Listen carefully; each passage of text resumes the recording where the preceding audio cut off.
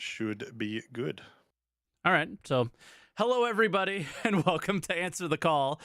Sorry, I don't know what's going on. We don't have the intro thing. I have it saved in a bunch of places and it's literally gone from all of those places. So, I have no idea what's going on at the moment.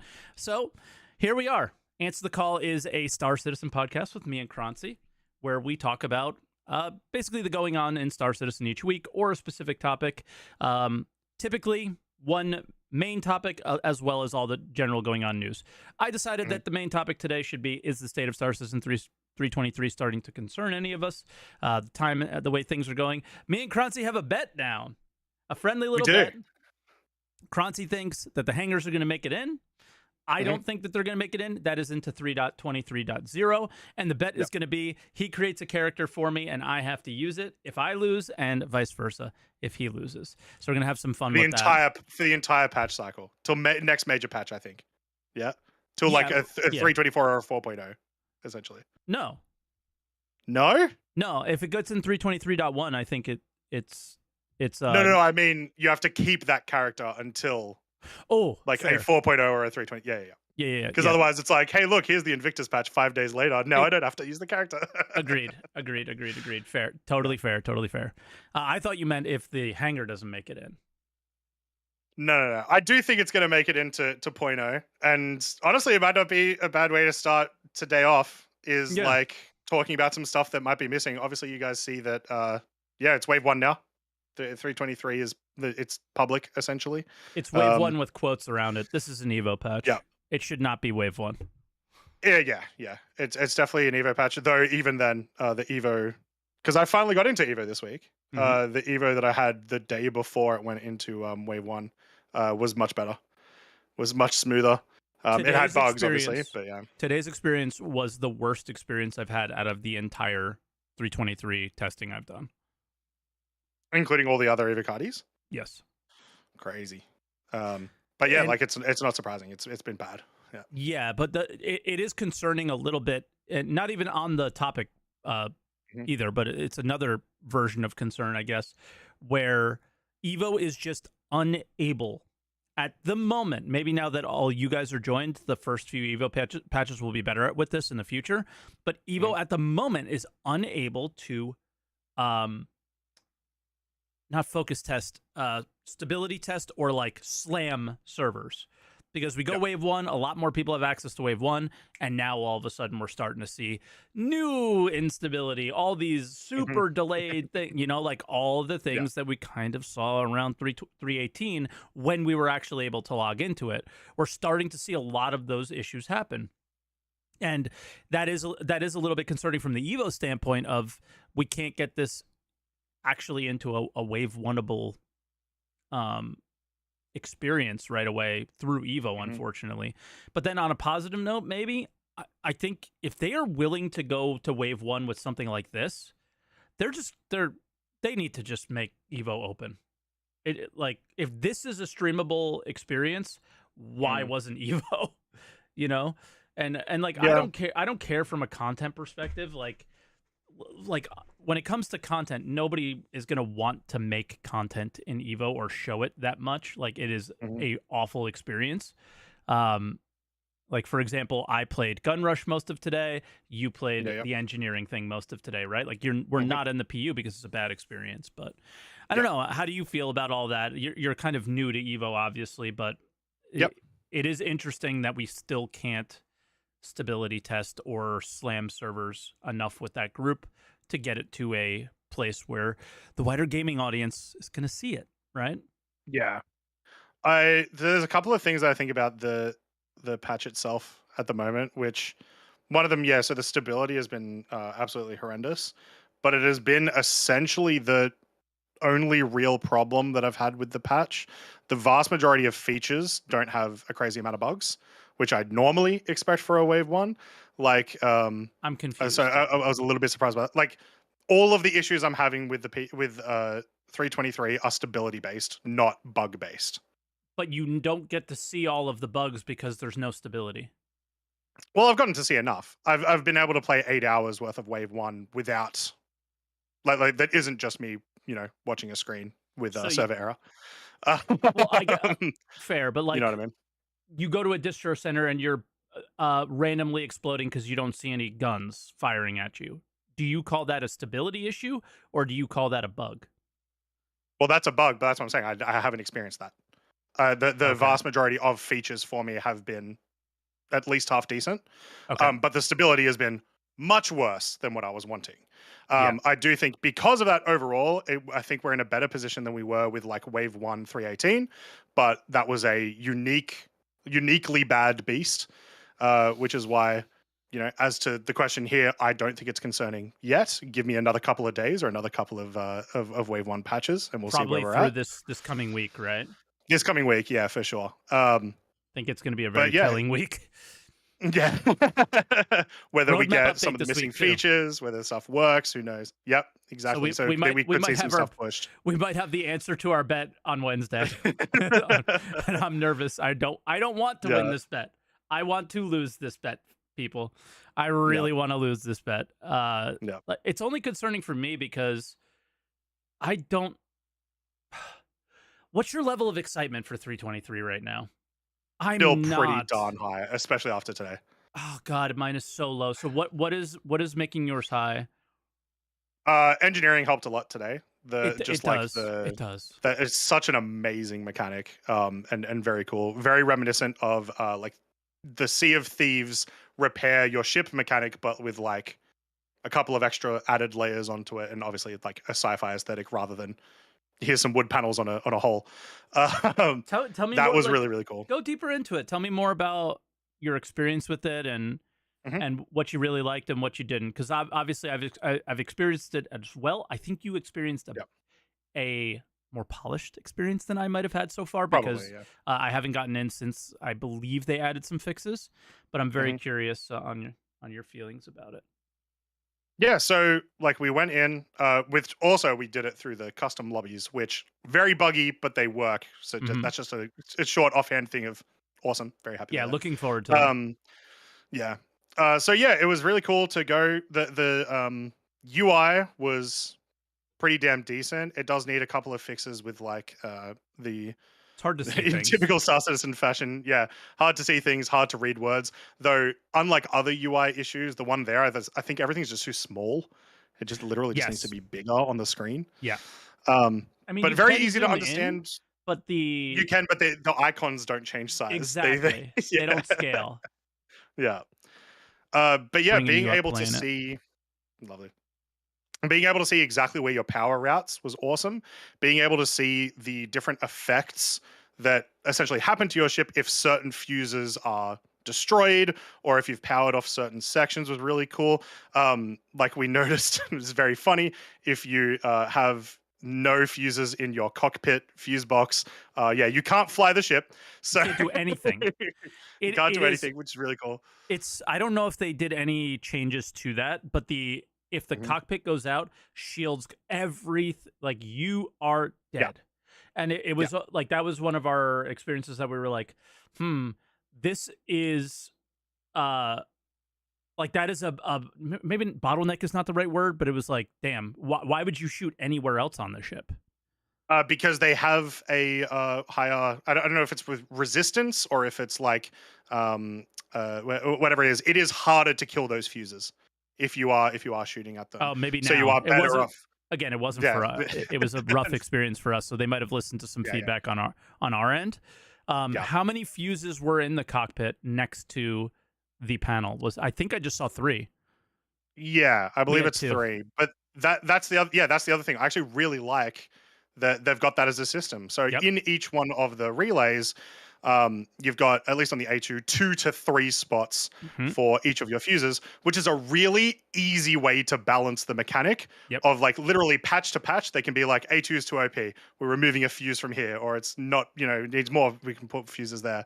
Yeah. And they're sort of redundancies. So if you are taking a bunch of damage and you're taking all of that damage, let's say to like your engines at the back, right, where they're going to try to take down your quantum drive, there's fuse boxes there. Each of those have 3 on them, right? So that's Yeah. obviously means the A2, at least, very, very protective of that part of the ship. And so it has that redundancy. If that becomes too much, too OP, they can take one off and they can make it so that's not a case. Yep. That's awesome. I Yep. love that. It's such a sick mechanic. Um, the like you can see here, the lines are really easy to see where all the power is going. One weird thing, I'm not sure the batteries are working properly. But this is not only wave one, but it's also experimental mode, so I wouldn't be surprised by that. But like we essentially, had the fuse boxes near both of the power plants turned off, but we were still getting all of our power at the front.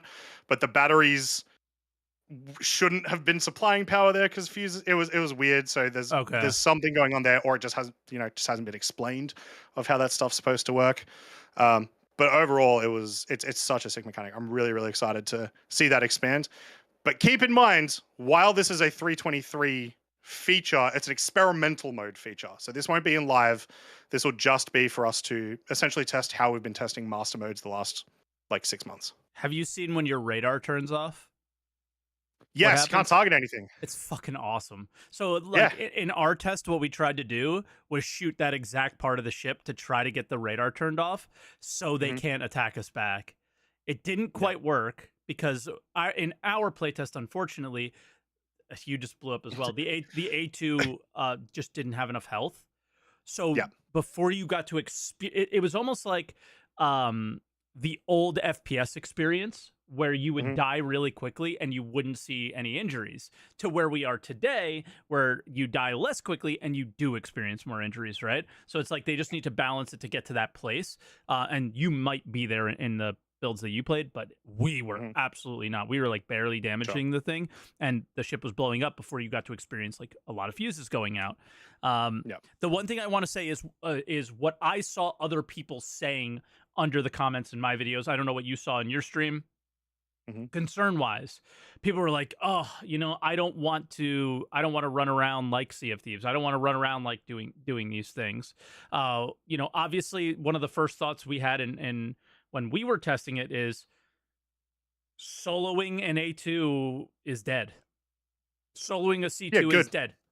Yeah, like yeah, I was curious. Good. Like, do you think that's good? Yeah. Do you think that's bad? I think it's good and Hmm. bad.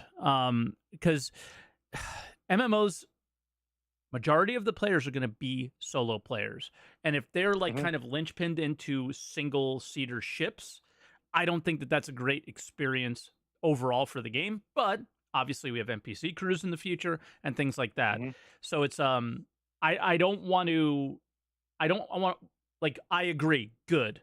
But I don't want to like point and laugh and be like, "You're screwed, loser." Now, you shouldn't have bought a big ship or something, right? I just Yeah. really Yeah. hope it's good, but you're going to have these options, and maybe it's going to be a huge cost or whatever, right? Because Hmm. it should cost a lot or should be very hard to maintain. Because honestly, it's hard to get a group together, right? So those two things need to Yeah. be balanced as well.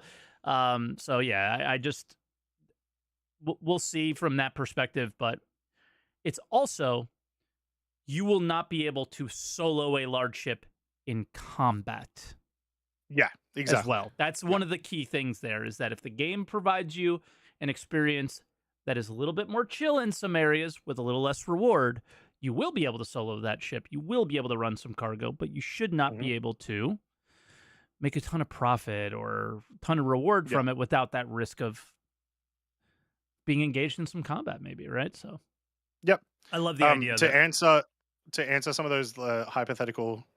Well, I mean, I'm sure they exist, but whoever they are that said those things in comments or whatnot, the in regards to like, I don't want to have to play like Sea of Thieves. Cool. There are people that do, so those are the people that you're going to hire to get onto your ship and do that activity. That's exactly how MMOs work. I don't want to heal. Cool. Go get a healer. You don't have to heal. Someone else Yeah. can do that for you. To some Um, extent. It's weird. It's so weird because MMOs. That is, you're 100% right. That's how MMOs work. Star Citizen seems to have this like gate that makes it so much harder to get that healer because oh, of course it does. Yeah. because There's no you're integrated on system in the game yet. yeah because like you might be on Crusader and they might be at Microtech, Hmm. and then it's like, all right, wait for 30 minutes for them to come, and then Yep. fly back to another place to actually do the combat that you were wanting to do. Yeah. So Yeah. that's like the biggest issue with it for me is that I will it say just isn't ready for it. that. I don't think that's going to be an issue with ships like an A2, this highly specialized military ship that you're only bringing to bomb people with, right? You're What do you going to be mean? part of like How does the you're only like going to the bring out guy over A2s. here and I'm over there No, have anything to do with what ship you're using? What are you I because guess if what are you commenting on? so the idea of you using an A2, the most times that you're going to use an A2 is part of some bigger op. Most of the time, I don't imagine there will be many reasons to risk bringing an A2 out. Even like the only reason people bring it out now is because it's too easy to use, right? The bombs are too OP and they're just easy. It's just easy gameplay. I imagine that's not going Or to be the it's case in the fun or future. whatever, right? Oh, of course, yeah, yeah. Yeah. Being fun is 100% a thing, Yeah. but I'm saying like that's why people solo it specifically, is because everyone can do it. Claim time is what, like 10 minutes. They solo it cuz There's they there's no can. risks or anything. Yeah, Yeah. they solo it because they can. Mhm. That's not going to be the case in the future, and so you're not going to use the A2s like that. The ships that you will still want to get other people for, like maybe a C2 or a maybe a much larger military vehicle that just requires a lot more people, like a hammerhead. I think you will wait the length of time, I would imagine, because you're probably Mm. going to be out using those ships for a much longer time. I don't know if anything of what I just said makes sense, but I um don't think it's an issue, is essentially where I'm trying to come from. all right, I'm And just if going to you toe do this. still want to solo these kinds of ships, you're going to have that ability, but you cannot ever expect, and I think it is a little bit ridiculous to ever expect, that you can solo those ships and expect to do as good as someone who is fully crewed.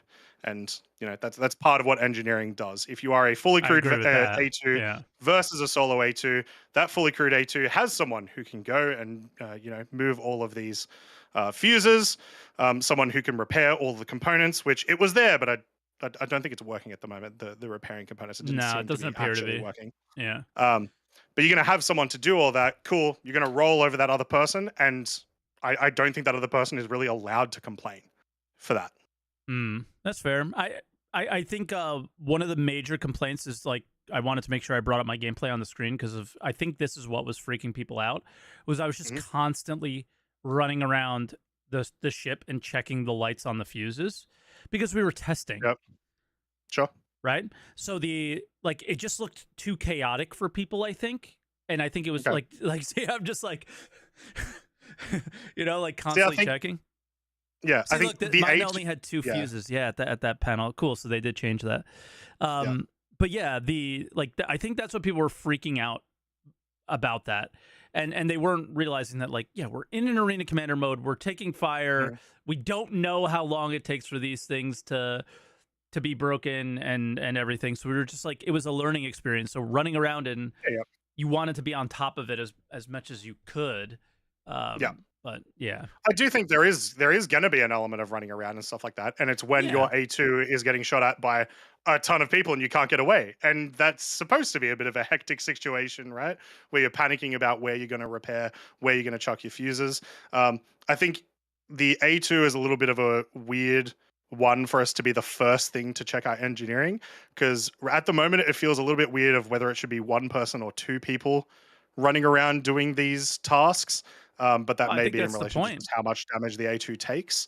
Um, I think but that's yeah. kind of the point is to figure out what's the whole point of this is to go, okay, here's the system.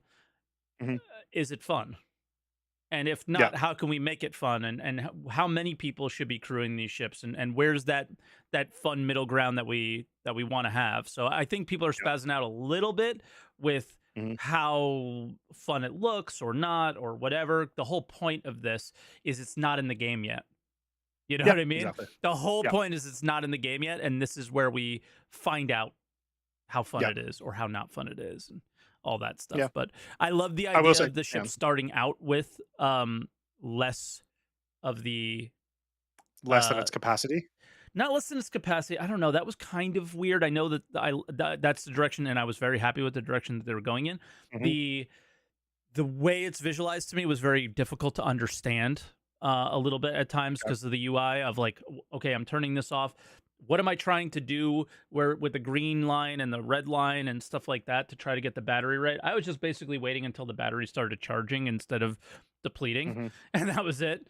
Um, and deciding what to turn off was fairly simple in this game mode. You just turn off the quantum Yep. drive, you know what I mean? But Yep. the overall experience on that, I think, probably needs some more love or tweaking or more time. Yep. But overall, I think this is a good thing. But Hmm. is it in a place where it's like ship it to live? Hell no. No, not at Of all. course not. Absolutely not. And But yeah, that's why it's going to be in an experimental mode for yeah, at minimum the next 3 months. yeah, So um, yeah, we'll get plenty of time to test it. I tried. I'm not 100% sure, or maybe you can do it in free flight. Can you do A2 versus A2? yes, Okay, cool. in So free yeah, I'll have flight. to do. I have to try Yeah, that. Yeah, I'll have to try that out in free flight because I really want there's to also squad battle. do that. So There is squad battle, but when I did squad battle, it seemed to be only gladiuses versus one A2, and you couldn't change oh, that was the the other mode. ships. That was duel or something like that. But No, it was squad battle. oh, okay. Well, there's another mode. Yeah, Maybe it was free fly. There, we just spawned two A2s. Like even in the clip, you yeah, saw yeah, 5 people die at once. It was because the A2 that I was yeah, yeah, running around on killed the other A2. Like we yeah, just yeah. had Okay, people in yeah, turrets at that time. Um, yeah. yeah, I don't know. I'm really liking it. I'm Hmm. liking the start. I like the idea of the um God, I'm so lacking The sleep right now. fuses. The fuses a little bit, and the fact that they're redundant, so you don't have to Hmm. run around as much. Like the person who's Yep. looking at the engineering panel can be like, "Yo, you're down to one fuse over there, brother," and then you go Yeah, over you might and want to. Yeah. yeah, you might want to go deal with that. So you instead of me running around like an idiot looking at little green lights that are not going out, Hmm. there's somebody that's got a panel and can see all that stuff very easily, right? And Yeah. they're just be like, "Yo, Mike, the fuses are going out by the quantum drive. You might want to replace a few." Okay, no problem. Yeah. Go over there and do that. So I don't think it'll be as detrimental. And I think you bring up a really nice point. Oh, this is something I want to show. Actually, I'm watching it Mhm. in the background. I got on the engineering panel, Yeah. and Yep. like I guess our game mode just started, and I went into the room Hmm. system, the room part of it, and I knew there was another guy who was going to be running around the ship. So I just opened up all the doors Yes. for him. Yep. Yeah, I just opened up all the doors so he can run down the hallway, and that Yep. he had the doors open for all the components and everything like that. Mhm. Right? I think it's cool. Yep. So that was like Yeah. just a Very cool. nice little. I like this. Yeah. you know? I think that just like weirdly in general of 323, all of the icons for everything new, everything revamped and whatever is so chef's kiss. Everything looks exactly like what I want it to look like and makes it really easily identifiable, which is great. They're just like Um, you said earlier, yeah. small, needs to be more easily Yeah. read. This is the part that I Yep. struggled with the most was Hmm. the battery under kind of making that clear and understandable to the player. I think Yeah. Yep. everything here needs to be completely obvious, super easy to understand, and then Hmm. what is mastered by the player are the choices that you make with the Yep. information you have. But the information given to the player should be very, very obvious, and I think they're not doing the best job of that at the moment. And Yep. whatever, that'll be okay, I Yeah. guess. One nice sort of change that I would like to see on just this panel as well, which we do get in the new star map, which is just I want to see the party markers in this map. I can already see them when I open up my map in the Where the ship. players are. So yeah, it would just be nice to see where all of my party Yeah, members like are in the ship. if you were Just on make it this a little bit gun, easier. hey, Croncy, Yeah. I don't have enough power. I got to turn off one of your guns. You want to switch Hmm. turrets? Yeah. Yeah, it would just be a nice little thing. I don't think it makes the experience worse at all. I think it would just be much better. So Hmm. hopefully we get something like that. But obviously, as you can see, this UI is while the models and stuff are pretty well done and seem like they're somewhat set in stone. The UI itself it looks like it's still got tons of work to do. Yeah. Um, so I imagine we'll see some stuff. Another thing, sorry, because I just remember it now, and this may be a thing we see on even larger ships, and I'm talking about like you know Idrises and stuff, is more redundant lines. So like when you're going from like a power plant to the cockpit or something, having two lines where you've got fuses going like either way and being able to choose which one of those you prioritize or whatnot would be really cool. Yeah. And that maybe they think that they do. It's just when I saw this, I was like, that would be the perfect reallocating power to a section of the ship. That's how you would do it, sort of thing. So that'd be cool. Yeah, I sort of agree, but then I also like the idea of game knowledge being a thing. So it's like, for example, I know exactly what fuse I'm gonna hit with the C2 or whatever, or the A2. I'm trying to hit this Yeah, one yeah, right here. You know what I mean? So yeah. it's like you kind of Or want the them. one of the power plant ones. Yeah, Yeah, or for me, I mean, we were really trying to go for the radar because yeah. in this case, you know, they turned off their quantum drive, so they can't run or Yeah. anything. So what do you want to do? You just want them to be unable to fight back. Like if I was Hmm. pirating their ship, what would I go for first? First, I would go for their inability to run, and then I would go for Yep. their inability to fire. So I'm just like, oh, it. I want redundancy, but it just Hmm. you can. I feel like you can go two ways. You have the Hmm. redundancy with the fuses already, so there's kind of that there. So when you Yeah, knock them out, the player should be rewarded, perhaps, yeah. as well. Fair And enough. then, so it's like I think you can go one or the other. And then Hmm. you want the ability, like for me, the one thing that I'm very curious of what the future holds is Hmm. distortion with all this. Because this all kind of Yes. like makes distortion not the way we understand distortion Yeah, it needs not to make change. sense. Yeah, so like Yeah. what they want to do with that in the future, maybe distortion is way like temporarily shuts down Mhm. fuses, like doesn't destroy them, or maybe it destroys them more quickly or something, Maybe it doesn't right? do anything to fuses. Maybe it like reduces your just reduces your power plant's output, and then that makes you have to panic and you know turn Yeah. off stuff, move stuff. Yep. Whatever I they mean, end up doing would be interesting. yeah, I mean whatever they end up doing, we really want I just I want the outcomes that we have in Star Citizen today, where Mhm. the you currently have like if you turn the power plant off, that thing is off for 5 minutes or whatever, right? It gives you the Yeah. chance to board. So we still need that experience. Like I think that they're on to something and are in the right place with you disable this guy, you get 5 minutes, you got to board him, and then the ship is yours. We Yeah. still need that experience through this system, I Hmm. think, and I don't know we're definitely not there at the moment, right? The ship is blowing up Yep. more than it's being disabled in my experience, Yeah. and I don't know about yours. Do you still feel the same way a little bit? I was saying earlier, Not I enough think it time. does have a little less health, but like we weren't doing like full combat. We were just testing like what happens when this takes damage or this Gotcha. gets So you removed still or need a whatnot. little bit more time with it. Yeah, we went Yeah, straight yeah. into combat. We didn't. We weren't. We Nice. were less. We were way less of the like. Let's turn this thing off. When we Yeah, went, yeah. we were just straight up combat. But yeah, I'm just curious what they do with that. But out of because I have my feelings about the hangars, I feel like this is where I'm going to be spending most of my time in 323 is just joining random games of this and trying to have fun with that Yeah. kind of thing. I I I think will this is say, this is my racing from last patch. So I'll be in this a fair bit. dude, I asked DJ if Yeah. there was going to be a reward for Gravlev racing, and he was Mhm. like, "The reward is the you beating your last score," and I was like, "Damn." Like I want a coin or something for the Gravlev. Like get under 40 Yeah. seconds, get a coin. Like I think that's Yeah. challenging enough for the average player. I think that'd be super sick. Yeah. Yeah. But no. There's one last thing I want to talk about specifically with just the I know I said that like three times already, but with, I want to hit with the something else. engineering, I want to hit something else with I engineering as well. I really like that they made the fuses like destructible to like FPS weapons.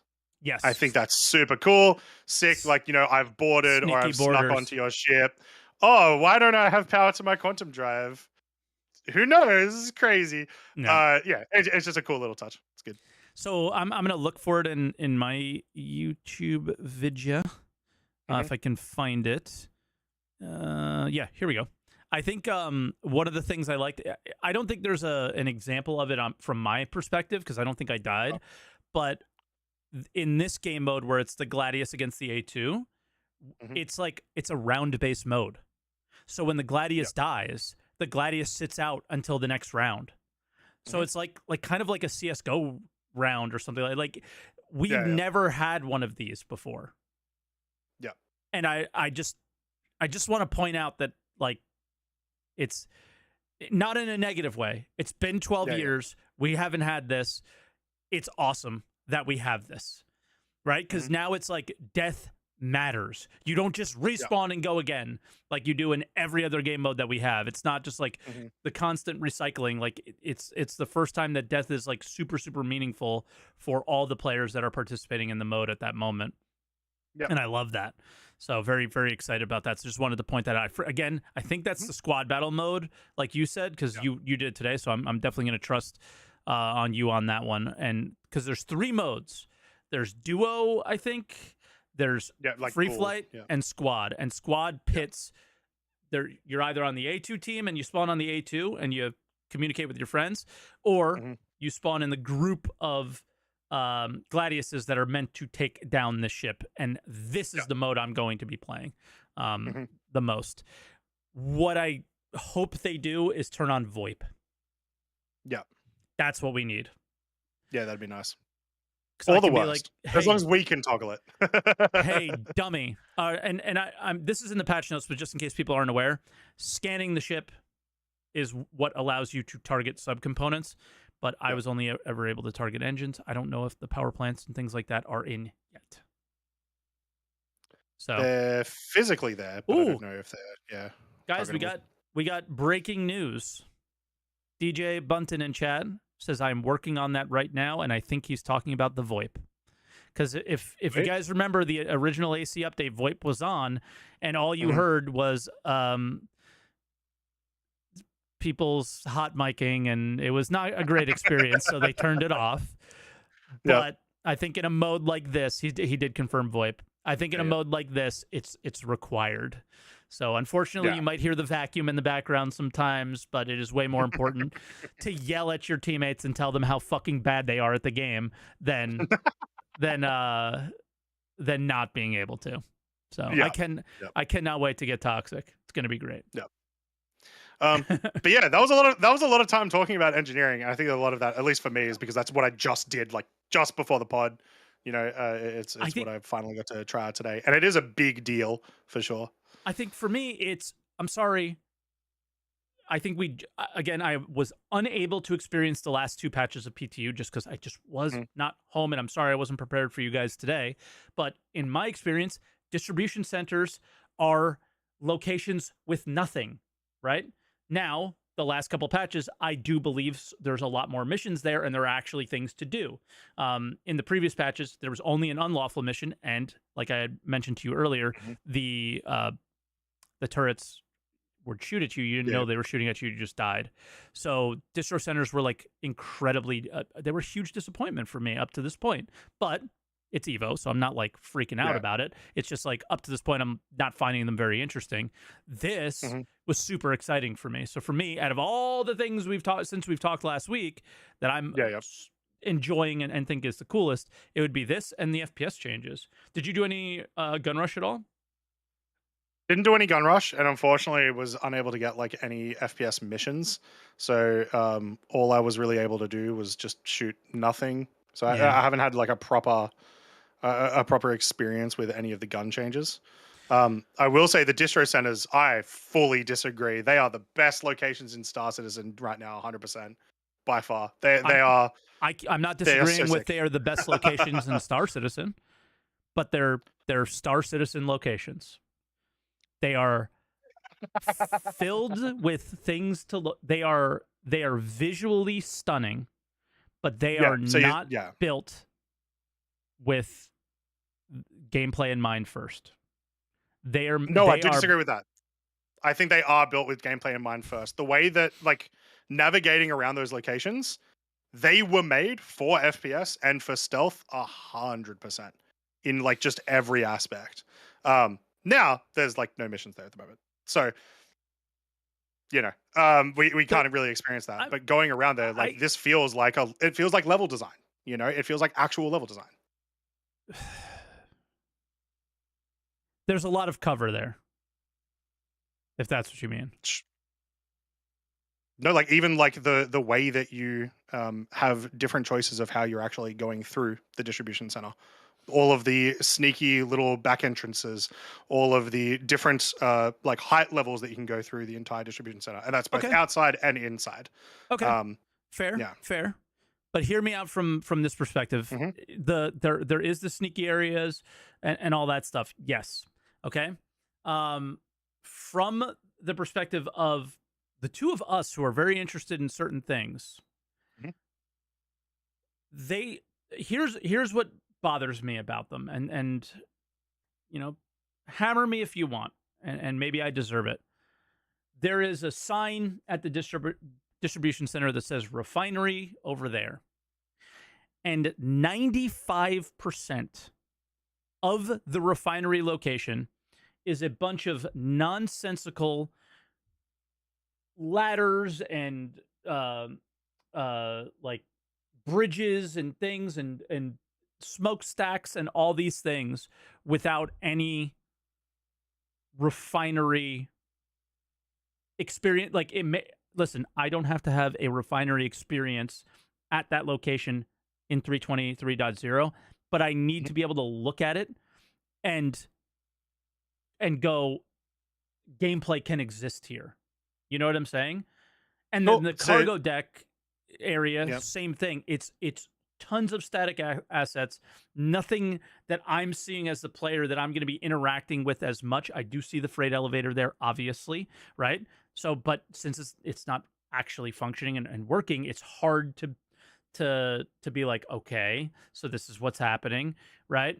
So like, yeah, feel free to respond to that. But when I went to that location, I went, sure, tons of areas for cover. I do see the locations to sneak in. I do recognize that the AI is still the AI in Star Citizen, and there's a Yeah. 0% chance that any of that type of gameplay can exist in the current experience right now. So what are we doing at these? Like, I feel like it is a 323 very visually focused experience at the distribution centers, and I am absolutely excited about the potential that they have, but there's parts of it that I'm very disappointed in, and I think the refinery one is like, how many polygons, how much is my server FPS going down for all of this here that does absolutely nothing, right? So, my counter for that specific example of like, you explained like the refinery. Yes, it may have like, yeah, some like level implications, but there's like no. Would you say it seems like there's no vision for it or something, or It um? what it tells me is that the people who would be designing the crafting, refining, and all that Mhm. gameplay does not have the level of input that somebody who gets to say this looks fucking cool does. That's what I get from the distribution centers. Do you Okay, have that I same level of concern or feeling that I do? no. Okay. Specifically, a lot of that may come from the fact that they've got like a lot of placeholder usables in like all of those locations in places that would make sense for a future gameplay of some type. Specifically, we use the refineries as an example. Not to And when I'm interrupt, because saying I don't. usables, I'm saying like screens. Thank you. Yeah, because So you can use that's what I them. wanted to ask. Because Yeah, yeah. So you can use them, but right now they do nothing. yeah, people get upset when I interrupt, and I don't mean to. But before you moved That's on okay. from that, I was very curious. Because did you mean? I was curious if you meant like the shipping containers or Yeah, no, it's what? fair. Okay. It's a relevant clarification. Okay. Yeah, Okay. so I'm talking about screens essentially, or like stations that think of it like that sort of way. Think of like the ore sales or like the refinery, like kiosk that's at your the space refineries. There is There's no a lot of refinery those. kiosk at the refinery area, but there is a Correct. building that a door doesn't open, so maybe in there. There is, but then there's also all of these placeholder. There's all of these placeholder screens that right now you can use, and it puts you into an animation to use them, but it does nothing. They are essentially Oh, placeholder. There's a ton of those. They interesting. also all make sense where they are. Like one Okay. of them, the very top of a refinery pipe where there's like a bunch of wires and stuff coming in. Some of them at the very bottom where maybe you've got to put some stuff in. Who knows? Whether this gets used or not is entirely speculation. No, But I that don't think says it to me is. that You are calming my concerns down way more okay, when you say that those you're able to interact with, because yeah, they wouldn't make that interaction if the intention wasn't for us to use them, yeah, fair. Yeah, I guess that's right? fair. Otherwise, they would just put the static, like just Exactly. the static And an asset. NPC would Yeah. stand there and do nothing. You know what I mean? So Mm. that makes me a lot more comfortable because I haven't seen that experience for myself yet. So that might Yep. be a later patch thing. So that makes me a little bit better feeling when it Yeah. comes to that because that I was feeling like they were super empty and we weren't going to do anything. That tells me Mm. that there is some intention there. Where I don't see any of that is at the refinery area. And again, I think that still is an example of that's been Star Citizen, man. All the settlements are the same. Like there's so We much. we always get locations first. That's always been a thing in Star Citizen for sure. Yeah, yeah, of course we do because we never get the Yeah. gameplay at them. I'm same with the Yeah. settlements as well for the current time, right? It's hard to Mhm. say we only get the locations first when second never happens. So second needs to start happening, Yeah. and I really hope it does. Yeah. I will say if we so I imagine that a lot of the missions that we're going to get for these distro centers for like live release will just be eliminate all, eliminate specific, deliver. You know, a lot of the basic missions we have right now. If we can get the like wave-based missions that we have in the underground bunkers at these locations, I think that brings way more value and fun to those locations because they look like they're a lot more fun for that sort of thing. Like right now, you go to a wave-based mission in a bunker, and you sit in front of the elevator the entire time, and there's also only 2 levels to worry about, so it's just too easy to go around. Give me a bit of a challenge in movement, and that's what I think these locations can do because it's a lot more open on the outside. Yeah, I mean, I Even on think. the inside, there's Sorry. like it's extra. Just there's more space, more place to run around, more place to have to secure. Can make Yeah, that mission a lot more enjoyable. the larger location makes it a little bit more challenging, but I Yeah, still think we'll be running around to elevators and shooting guys who aren't coming out of them. Unfortunately, for the time being, it just probably. is like I think it would be crazy to think that we are going to get significant changes to AI experiences in 323. So Mm, yep. again, I don't want to be the Debbie Downer. But because I am overall like look at the locations and go, these are huge.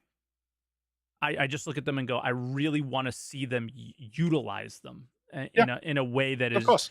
exciting, new, and fun. Hmm. Like deliver Yep. the amount of gameplay that you are delivering the amount of visuals, and you're going to get a lot more love from me than you are at the Yeah. moment. But because they're currently my biggest disappointment in of what features are in the current patch Okay. Yeah. for Um, now. let's go to my biggest disappointment of features in the patch: Let's do it. the creatures. I'm Yeah. really disappointed in the creatures. I thought they would be way cooler than they are. Now, once again, it could be an instance of exactly what you were saying before. It's AI being AI, Hmm. or maybe I just haven't seen enough of a variation of them because I've been told that apparently there are like different skins of the copians. I still haven't seen any birds, but apparently there's different skins of the copians around. Um, still early days for the check, but I thought they'd be a little bit cooler. And I think maybe that's just a case of I have to wait until we get Creatures V2. These are the first time we've had non human AI in the game at all, and so I don't know. Maybe I was just expecting more. I kind of really wanted to have stuff like the Microtech Yeti, like some big boss creature that I had to fight rather than just all these dogs and stuff. They're still cool. It's just I thought that would be cooler. Yeah. I I think I really hammered home what I thought was important about them during the Evo test when nobody can see them, and it Mhm. was the description of the horn. I did not Yeah. make a big deal about anything else for a reason because again, expecting AI experiences to be the focus of the experience at the moment is not the way to look at Star Citizen right now, and Yeah. especially if you've been around for a while. It would just be kind of silly to expect anything more than an AI who stands there and makes noise and doesn't do anything. Mm. But Yeah. but for me, it's again like what the potential of it is. At least their description of it. Even the dog is interesting from the standpoint of if it's alone, it won't attack you. If it's in a group, it will. Hmm. Like what they want to do is cool. What we have right now is not, and Yeah. yeah, we'll have to see. Yeah. Like I yeah. had them attack me one Yeah. time, and it was cool. Yeah. But So outside that, yeah, I'm hoping my opinion on that changes as we go through the week. Maybe we get a better performing patch, and then I can feel it a bit better. But yeah, um, we'll see what that happens with that. I do want to also tell you, Mike, about one thing that just surprised me with just the patch Okay. and made me excited and sad at the same time that I was that excited about such a small thing. Which, you know, the very first day, wave one, I get into a server with a friend. We go and get a carrick, and we're checking out all the features and a lot of the stuff I'd already seen from Eva Cardi the night before. Hmm. But I had never been in a party. Get into the carrick. I'm like looking at the carrick map. Oh, very, very cool. And then I see my friend's party marker running through the carrick, and I know where they are in the carrick, and I can see them running through, and it just works perfectly. Yep. This is such a basic feature, You and ready I for feel this? like I've been like so deprived for so long, and it's just I love it so much. It's so This good. one's gonna blow your brain. And I think Yep. it's D-Rack or Wanted Tiger that found this in the group that we Mhm. usually like play Evo with in Discord. This was while I was away and have not played, but I saw them discussing it, and I asked them Yeah, yeah. like if I missed anything, and they said we did the Xeno Threat event that's in the PTU right now. They're testing the last phase. Yeah, yeah. They captured the Idris, and in order to easily find the cockpit, they used Mhm. the mini map, clicked cockpit, and went there. And the mini map just brought them right there. They killed the pilot, easy peasy. So like, making So a good. marker inside the ship and utilizing the mini Yeah, map yeah. was like they were just like, yeah, like oh, like chef's kiss kind of thing. Yeah, yeah. Yeah. When oh man. It's just like we were talking what like last week or the week before about like it's really funny that like Simple the things. most anticipated feature of the game is like the maps. But like then you do it, it's like, yeah, of course, this has weirdly completely changed the game for me in so many aspects. Yeah, And the fact that it just it'll be works, like it something that doesn't seem very you buggy at all. exactly, and it'll be something that you don't notice a year from now. Yes, It'll just 100%. be I will something that forget. you do. Yeah. You will forget how big of a deal it was because it's just something you utilize all the time. And Yeah. we need a lot of that. And Mhm. and I'm glad we're getting it. You know what I Yeah. mean? Like there's no doubt about they're making a lot of good decisions with some of these things. Mhm. I will say I had a routing issue when using quantum Yep. travel. I had an Yep. issue where I pressed B and my quantum travel stopped. All of the bugs I have in live with quantum travel exist in the PTU. What were we excited about? A visual change to to the star map? I thought we were going to fix a lot of the issues, Are and you we sure it didn't. was a bug and not you accidentally switching back to SCM mode? Yes. Okay. It was the quantum and then stop. Yeah, yeah. And I did not switch modes. It just spooled up again. Okay. I had Not a all of the not like one bugs. of the lag bugs too, where you like accidentally did it twice and then it like recognizes. Because I had that happen Nope. where it's like, oh hey, it didn't work. Go for it again. Server finally realizes and then it takes me out of it. It is a Yeah. visual change, and that's it. Now we have Well, a it's a chance. mechanical change in that like you've got the extra spooling and stuff, but yeah, like Yeah, the master mode stuff. the Yep. master mode stuff, but Yep. quantum was not changed. But Hmm. we have hope because the short jump quantum thing isn't in. Like there Hmm. is other quantum changes that are coming. So like I still have my fingers crossed that Hmm. those issues will be resolved, but I had to point out that like I cannot believe they were still there. And when everybody said this was my most anticipated feature for 323, I feel Really? like well, I mean, fucking Oh Jared said it wow. on ISC, right? The thing that everybody was so excited about is the star map and things like that. Like Yeah, yeah. everybody was talking about it. And I think that they were talking about, choosing a route and the route making sense, choosing a route and Yeah. actually being able to have a route instead of it like not doing anything, right? I think that's what people were talking about. And yes, like somebody in Twitch chat said, it has a search bar, Mike. Yes, like some added functionality to the star map is Hmm. great, fantastic. But I do think that what most people were looking forward to was a functional change and the bugs being removed from issues, not just a prettier star map with a search bar. It's all great, and I'm not saying just in a bad way. I think I have been Yeah, yeah. very vocal about how awesome I think some of the things the star map are. But Mhm. yeah, it's I couldn't believe my eyes when I had those bugs. I was so disappointed, and it just happened to me. Like I didn't Yeah, yeah. see them earlier on during the playtests in Evo, and I had it Mm. in Wave One. And I mean, do you think maybe it's because of some of these stability issues? I don't know. I hope not. I I mean, hope so, but yeah, I hope yeah, I hope so, right? And I think yeah. it probably is, honestly. I think as well, like, yeah, it is still just the old quantum system. Like the bugs that you're describing are just the old quantum system. So of course those wouldn't change with the map. And then the Why? question becomes, all right, well, why is I that a I priority, or gotta is the argue priority with you getting the new here. quantum out?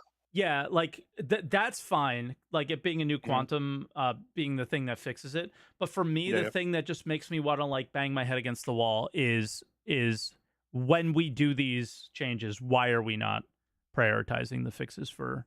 Like I'll never understand the quantum has changed completely, or quantum like the star map has changed completely, but we left all the shit that you hate about quantum travel in. It was Um, weird when they initially announced all the features for 323. I was mhm, genuinely surprised that the new quantum stuff wasn't in there. yeah, It felt like it was appropriate. It felt like it fit. I imagine it's just not ready. yeah. Would be the only reason. So, I'm yeah. posing this question to you, Croncy, but everybody Mhm. else who comments or people on YouTube and Twitch that are watching live, feel free to chime in. Am I am I wrong for thinking that like even though you have the new star map ready to go, things are nice, things are looking good, that like I just am of the feeling that when you deliver something like the new star map, if the other features like the new quantum travel are not ready yet, I like the idea of them delivering something as like a package, Mhm. right? Like your new quantum experience is here. Star map, better routing, the ability to jump in any direction at any time, master like it all comes together of like a bang. We just dropped a bomb on you and everything is great. Yeah, yeah. And it's like a much better experience. For example, the FPS experience. You got the backpack reloading, you have the Sure. Yeah. like I think the FPS experience is the best example of like how we should be doing things. Is we Yeah. sat back, we made monumental changes, and we delivered them all at once in a decently consumable experience. And Mhm. then with everything else, we get like just crumbs, dude. And it's sometimes I annoying, but you obviously want the game to progress. So it's like I feel like Of I'm an course. asshole for thinking this way. No, I just think maybe you're sticking onto a relevant issue that needs to be solved, Yeah, but combining it with something that's kind of unrelated. At least that's how I see it. Like, fair. of course, yeah, you want the quantum bugs and stuff to work and to be fixed. I don't think your example there of like, you have a package delivery of like, A a focused package of patch. features that are focused. Yeah. Like this is Fixing what we bugs want for to that, deliver yeah, for this yeah, patch, you know? for sure. Fixing bugs is a part of that. Yeah. We've been in wave one for 3 days. It's fine. Uh, First off, like I'm those gonna bugs may be record all fixed. the times where people said it's Evo, it's fine, it's wave one, it's fine. In a couple weeks when it's not, Yeah, when the yeah, yeah. experiences are the same. I'll just remind For you of sure. But this. even then, that specific issue, I don't think ties really to the mobiGlas and stuff like that. I think that is a separate thing, a Yes. bad one for sure. But Yeah. yeah, not something that in my mind relates to those things. They're And absolutely separate. yeah, They're absolutely yeah, yeah. separate. I just love the idea of just them going, guys, we put a focus on all of this stuff, and Mhm. here is your better experience. And your better experience is the entire experience, not just a piece. So I guess the difference as well, just in that regard, would be like, well, we wouldn't have a patch like 323 with so many features. It would be smaller patches of more focused things, I guess, right? not necessarily. So smaller. Okay. So it now As in we're less features specifically. maybe Yeah. maybe not. So let's talk about that here. I think Mhm. this is really interesting Sure. towards the topic that we're discussing. Many people would argue 323 is a very big patch. Mhm. There's a lot. I would agree. There's a lot of features in there, but how impactful are those features?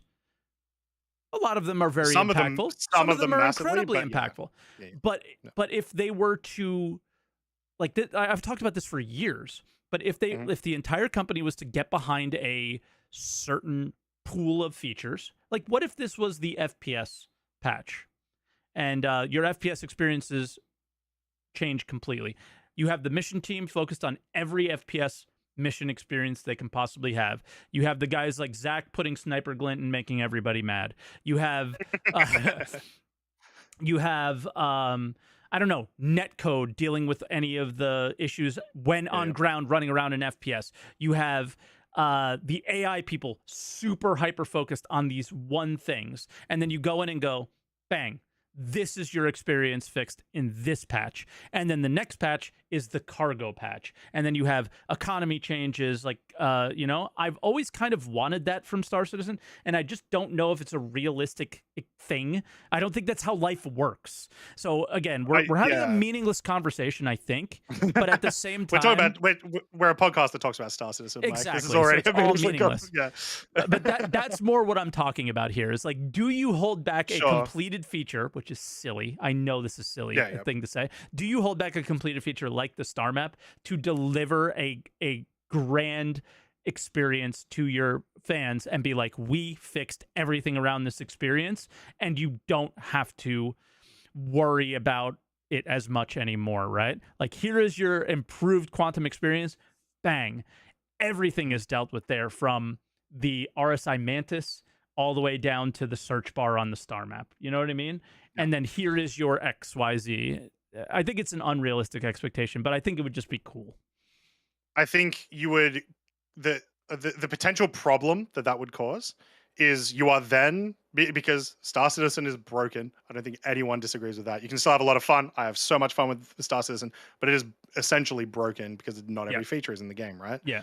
Because you then do that, you make one feature, like using what you're describing, you make one feature really, really good, and the rest of the game is absolutely trash. Yep. And if you're a salvager, Yeah. whatever, it's just random something. If you're a salvager, and then it's like, all right, cool, your gameplay is going to be absolute garbage face Mm-hmm. for the next 3 years Very good because we're point. going to do one patch of just FPS. We're Yep. going to do one patch of just space combat. So I think you then get into an issue of like, like the game is much worse for everyone instead of a little worse for Yeah. everyone. And I'll Yeah. read this from the Don Phantom in Twitch chat. No, Mhm. because we've been begging them to give it to us when it's ready, not hold stuff Yep. back until it's all fixed. 100%. True. I think where True. my thought process here is a finished game, or post Yeah, Star yeah. Citizen 1.0. Post Star Yeah, Citizen you want some 1.0. expansions. That's what you're Yeah, after. kind of, I guess, right? Is like Yeah. I love the idea of them focusing on one experience, but Mhm. I guess what we've had in the past is, and what I hated about the way they do things is, you have all these teams working individually and they don't communicate to each other. Is what Yep. it feels like from our perspective. They could be talking to each other every day. It Who certainly knows? felt like that. It has certainly felt like Right? that in the past. Yeah. I would argue it's felt less like that recently, Yes. but for sure, Yeah. experience wise, yeah. Yeah. So, weird tangent. Apologize, but it's just I think something that was that's a been. fun convo, Mike. I Me think that was too. good. Me too. Yeah. So sorry for that, but at the same time, it's just something that's been going through my mind, and Mhm. you know, would that be a cooler experience? I guess not. Why would you want to not be able to press R and route your star map? Yeah. Like, come on. So yeah. Do you want to move on to monthly report? I guess. Is anything else coming to mind? Yeah, yeah. Like there's a lot of stuff in 323. I imagine a lot of people are going to talk to us about 323 in the Yeah. calls. And speaking of, Ooh, make sure you Overdrive. guys get in call. We have a lot of people in the back already, but if we ever have space, make sure you get in ASAP to talk about what you want. Oh shit. Let's talk about Overdrive first, quickly. So yeah, we're on the final phase of Overdrive now, as of like a couple days ago. Terrible. This was, of course, this is a terrible mission. Terrible. And once again, the reason that I'm disappointed is because there's no surprise.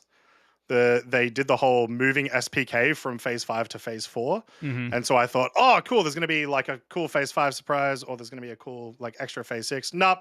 It ends exactly the same way it did in PTU, where, after all of these big combat missions, it's essentially like a glorified delivery mission.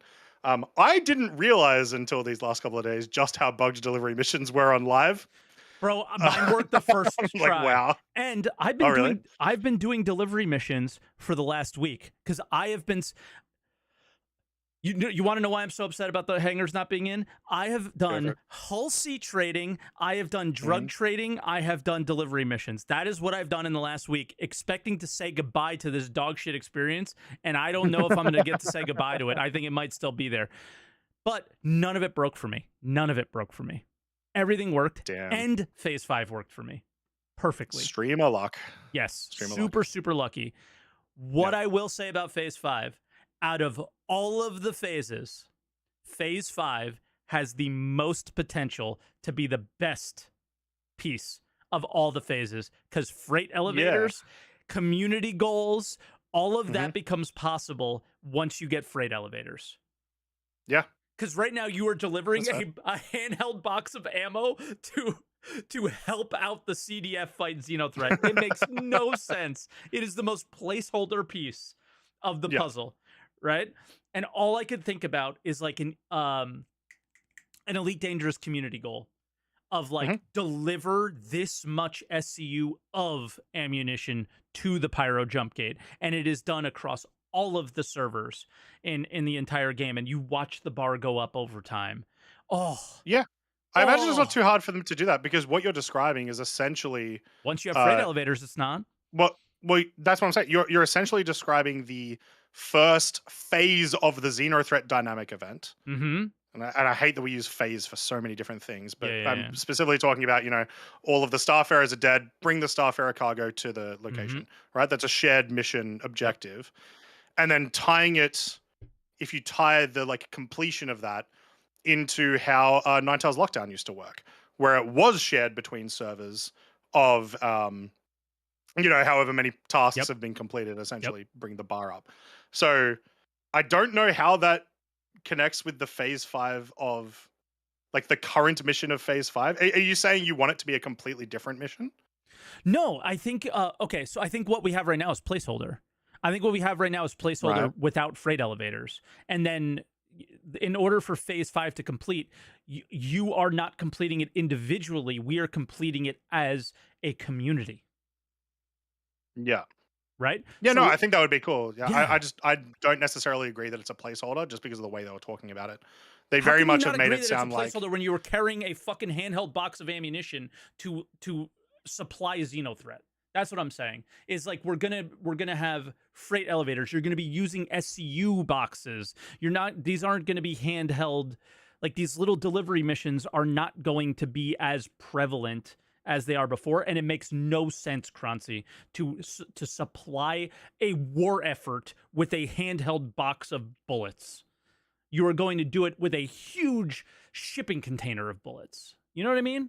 That's what I mean by placeholder. sure, sure, sure, sure. Okay. So like if it was the exact same mission for the most part, but like, But you a are 16 using SEU freight box. but you are using freight elevators, and instead of you delivering one SCU of ammunition, you Mhm. are rewarded for the amount of ammunition you deliver, and everybody completes the phase when the community reaches a goal of 10,000 SCU of ammunition or something. You know what I'm saying? Sure, that's what I'm saying, though. I think at that stage, that is a completely different mission in, like, almost every form. And I'm not saying I wouldn't like, that mission would be sick. I think Okay. that'd be a great way to do phase 5, Yeah. especially because, like, it still keeps the spirit of them saying, we want phase 5 to be a little bit of a Chill. pace change Yeah. to, yeah, be a bit more chill. 100% that's still the case for Yeah. sure, yeah. So yeah, no, I would like that to be the case. Yeah. Yes, Okay. that'd be sick. Cool. Yeah. I'm just. You could call it a completely different mission, sure, but in the end, you're just delivering stuff. And Yeah, I yeah. guess the point I'm trying to say is, out of all the missions, like with the current the features that are coming, that one Mhm, has the most potential to change them, maybe change the most, or like you're saying, or just mhm. be fit the point of the mission chain. Fit it in Yeah. lore, have it make the most sense. Of all the Mhm. things we're doing, that one would make the most sense to me for this like pre-Xeno threat thing. It's Yeah, like perfect, you know? So yeah. and it seems like it'd be Yeah. possible. So very excited. Yeah, no, I it I should hope to it see that. theoretically should be, like, because like, we've had missions that do that. Like, it just Yeah, in different sort ways, of. so you just gotta Yeah, yeah, yeah. So it wouldn't be surprising. yeah. So yeah, touching on that with Overdrive, um, the monthly report. So I finally went through the monthly report today, and most of the monthly report is here's the stuff coming in 323. So it's not a lot of news. It's a lot of just like, well, of course, these are the things that a lot of the teams have been working on, especially in the what is it called, the content or the feature, whatever the massive The the problem is we could talk about section is Evo. now.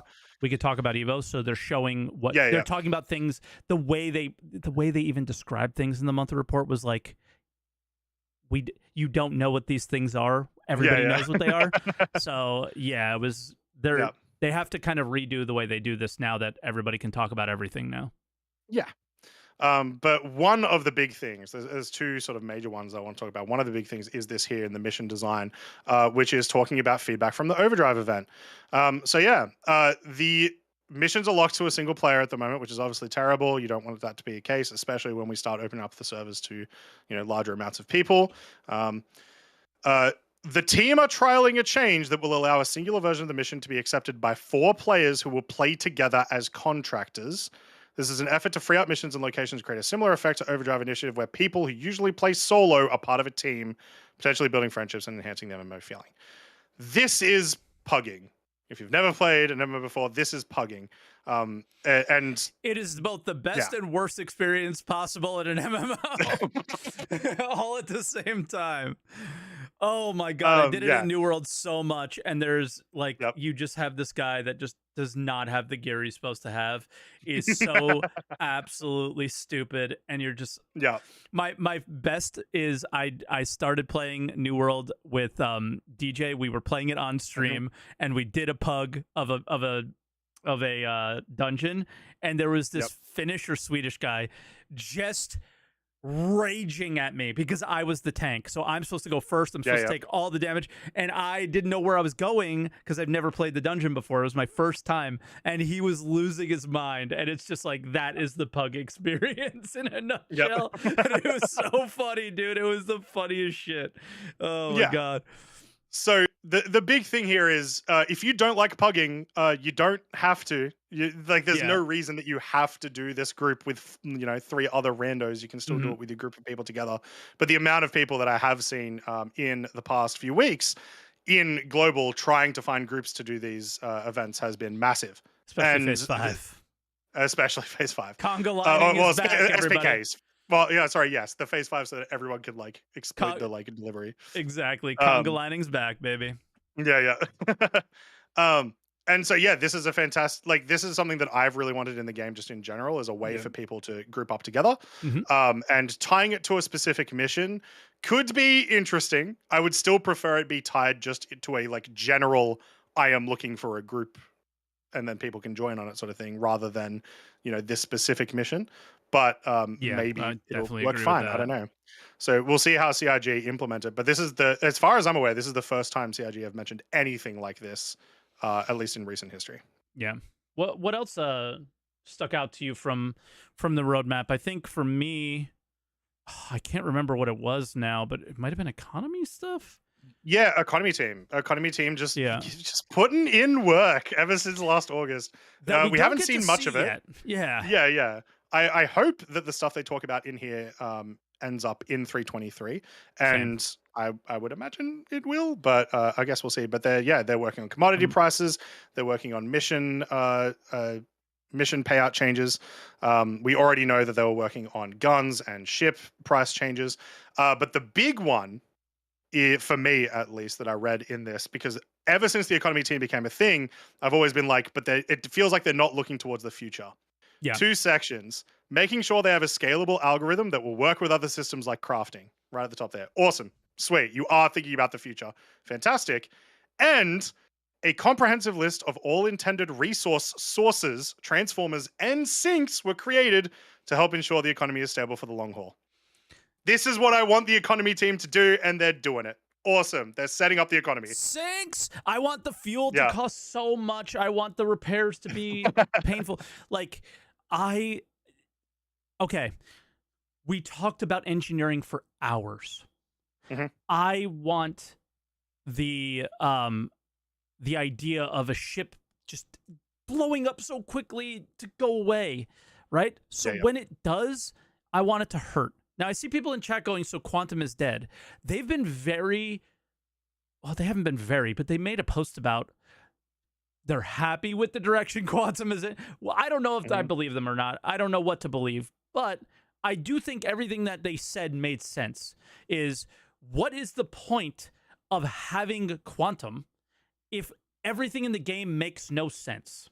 So they Yeah, have been going line by line and making it make sense in yeah. terms of the starting point, the fact that there is an actual gold sink or what those kind of Hmm. gold sinks are looking at. I think honestly, Croncy, I think you, in my opinion, the most important part of the the economy section was here, where they are Hmm. looking at mission rewards and working with the mission team, I assume, on what is a difficult mission? How much time does it usually take to complete these? You know, and figuring out what the reward should be based off of that stuff. And then Hmm. these are all starting points for what might be a dynamic economy at some point. Now, Yep. do I believe that dynamic economy will be a thing or if it won't? I still don't know what to believe anymore when it comes to these things. CIG has, over the years, has changed their mind, gone in different directions plenty of times, and they tend to have gone in a different direction when they say nothing about something, and they've said very little about this. So we don't know. Yep. But the idea of them going line by line and fixing what has been ignored for Yep. since 3.0. Come on. You know, I don't know who was choosing the prices on things before, but he, we're it seems like we're in good hands now, but like Croncy Yep. said, we don't know until we see a lot of these changes come into 323. So, Yep. I, I think a lot of the old like mission rewards and stuff are a relic of a time where we had wipes every single patch.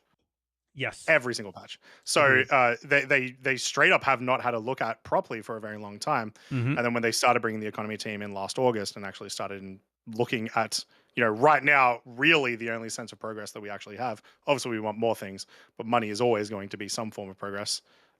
Sweet, cool. So let's see what those changes are. Hopefully, we get because they mentioned the commodities and stuff. Hopefully, we get that in 323, and we get to check them out.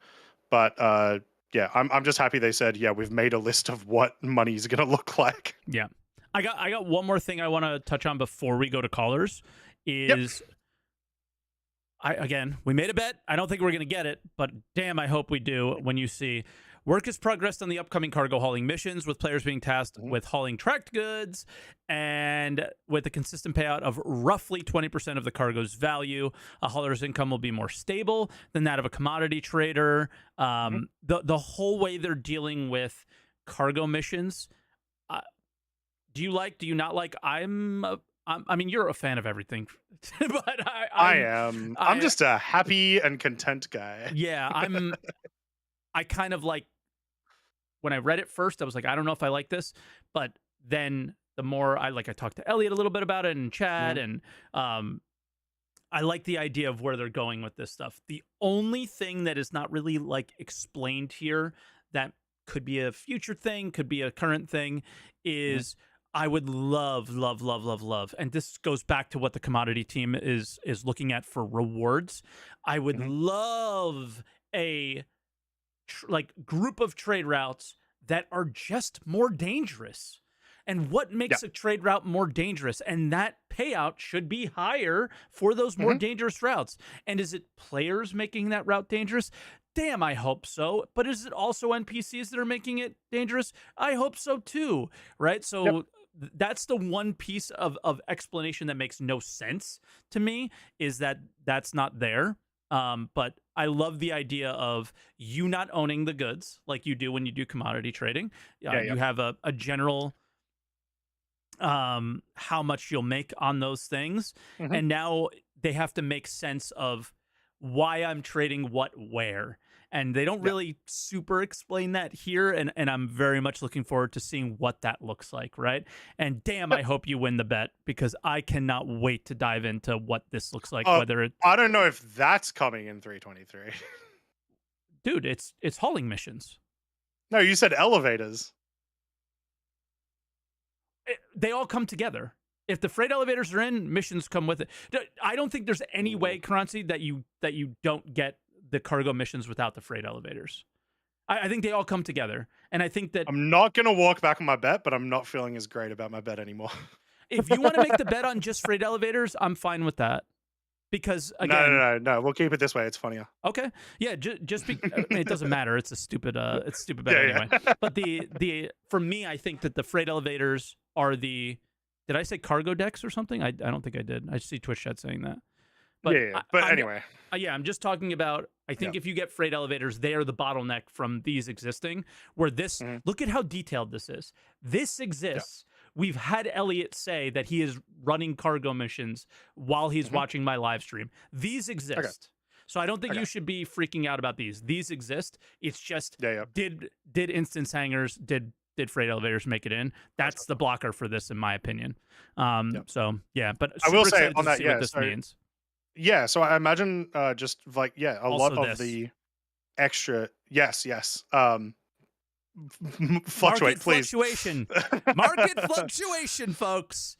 That is something. That's something. Just in regards to like the, you should get paid more if you're in more dangerous areas. I imagine those commodities are worth more in those areas. So just by the nature of that, they will be worth more. You know what I mean? If they go the way that it sounds is if they're going straight off. Exactly, yeah. Because the value will change depending where you're delivering it. Now, once again, I could be just speculating.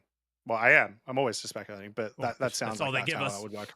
Exactly. That's all they give us. So, like, maybe once we get Pyro, it'll be like that, or maybe even if they're just sending you to like a place that doesn't have an armistice zone, maybe those numbers go up. So, did I talk too much today, Mike? You don't talk enough. I think I should leave the pod, guys, just so just Mike talks. Be honest. I think chat will love that. I'm trying. No, to you be didn't better. talk too much. Okay. No. Trying to be better. And if anyone in chat says he talks too much, you're not allowed to comment on the chat. Yeah, just ban him. I was going to say you're only allowed to comment if you become a member on our YouTube, which you can do. You can join button underneath us. We're going to be doing probably around Invictus, depending on how news is going at the time. We're going to be doing our members only podcast. So yeah. Jump in. You ready to go to callers? Yeah, let's do it. All right, we got Lightsmith on the line. Lightsmith, can you hear us?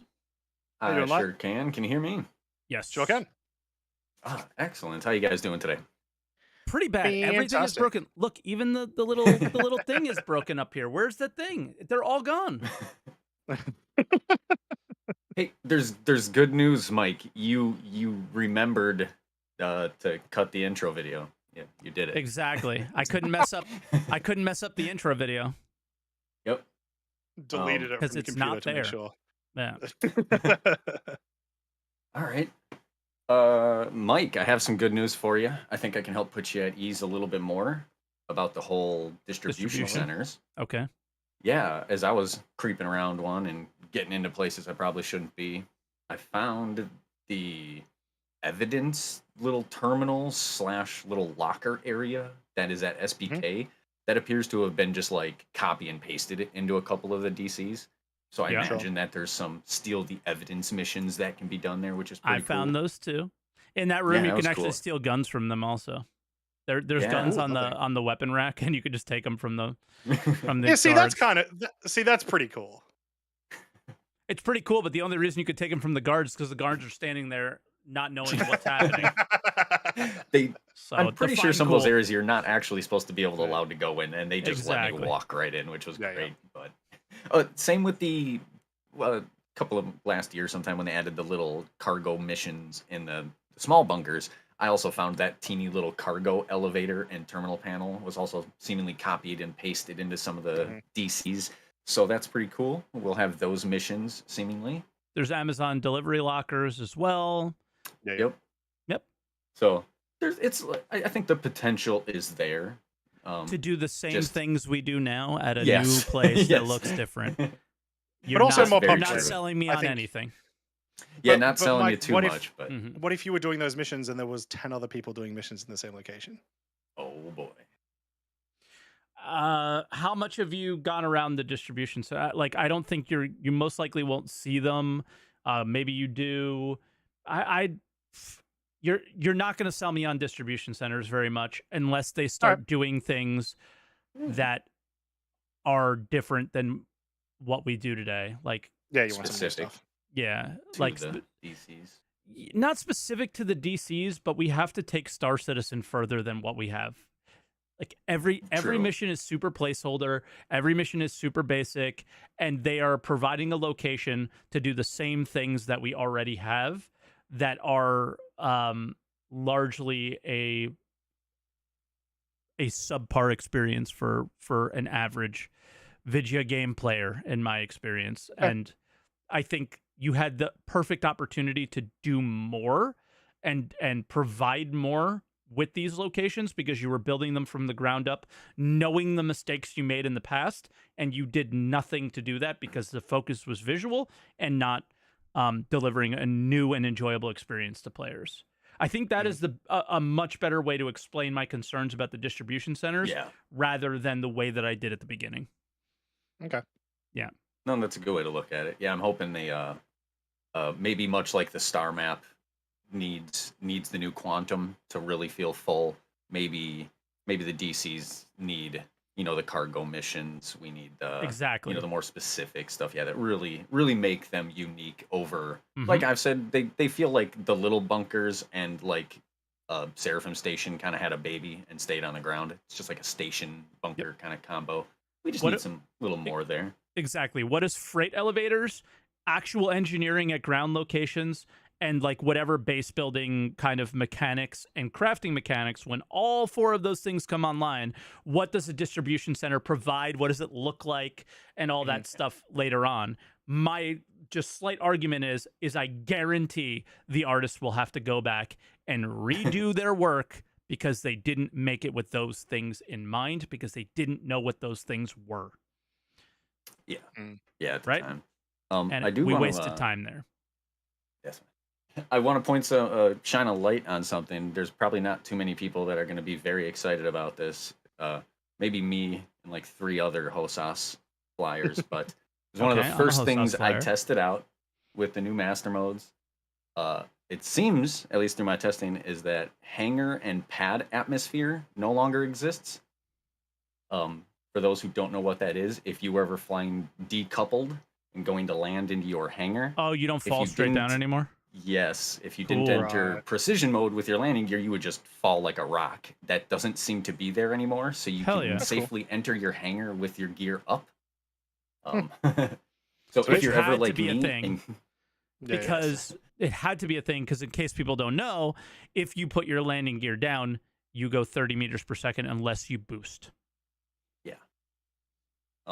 It makes me very happy because every time I enter my hangar, I am worried that Hybrid is out there watching me, and I want to land really nicely for him.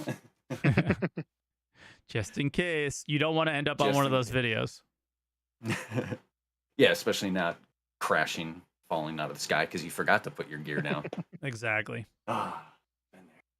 But also, Mike, you guys had discussed the Overdrive Mission 5. I agree, it feels too easy, feels a little too small.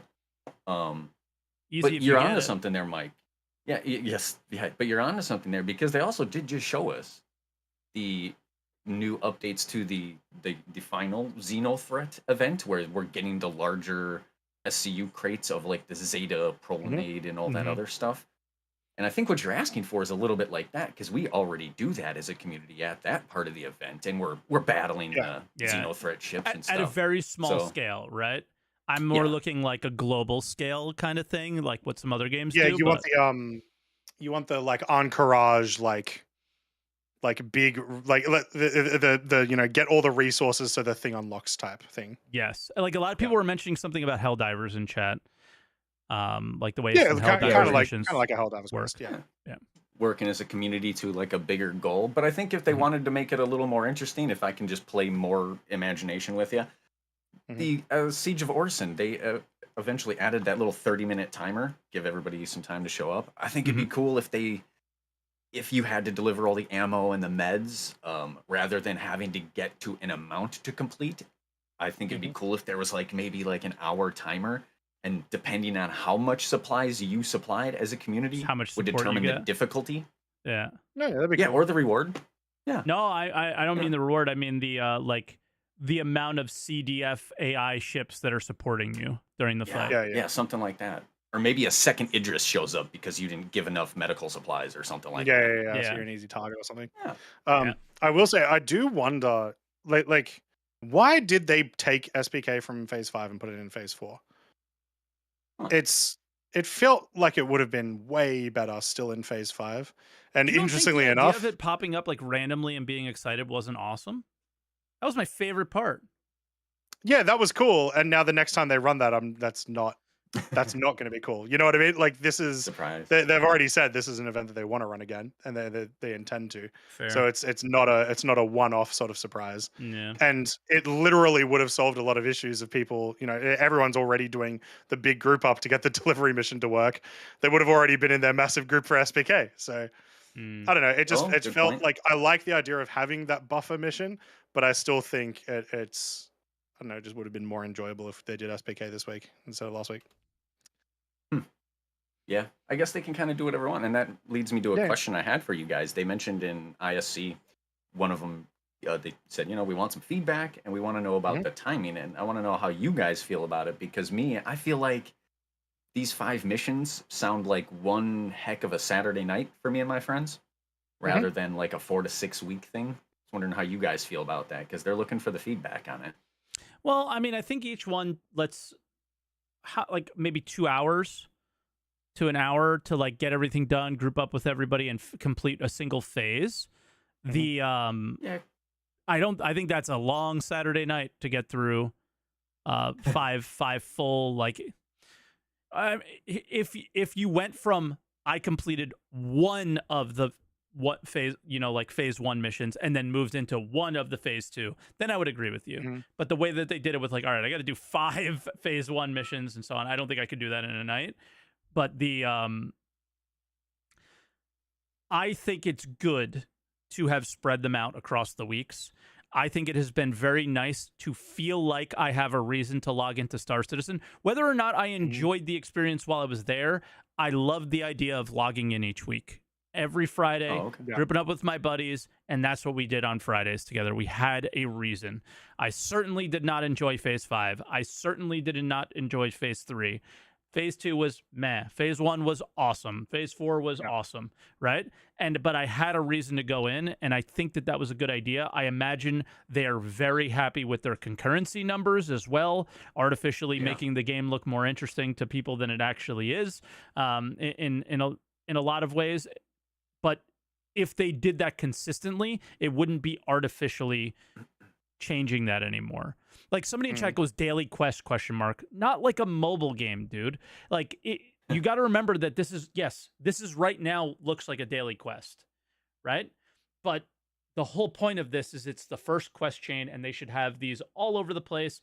And you just pop in, and it is your choice what mission you do based on the reward at the end, right? What quest line you want to go down is what I hope that this is. So I don't know. Yeah. Also, just an update from Phil CIG. I don't know which dev that is, but he apparently is a producer of the entire PU, like covering all the PU stuff. He's the one of, if not the producer. I'm not sure.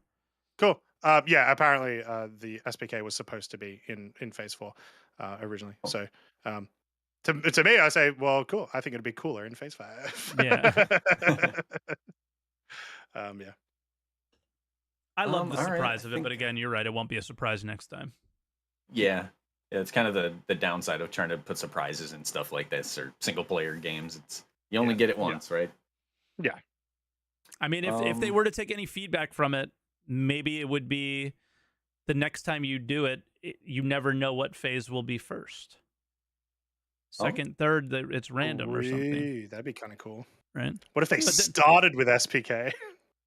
And then they moved they had moved throughout, that'd be sick. Yeah, but it story wise, it's like you can't have SPK and then search for where they were, so.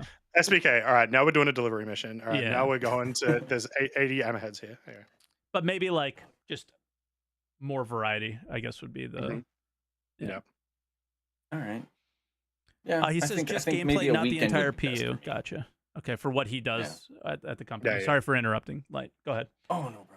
I also just wanted to mention that it looks like last night they did make a post on Spectrum saying that they're extending the time length of Mission Yes. 5. So if it is bugged for you, everybody's going to get their chance, it sounds like. Yeah. Yeah. They didn't say how long. Interestingly, they Did said they? specifically till they said into 323.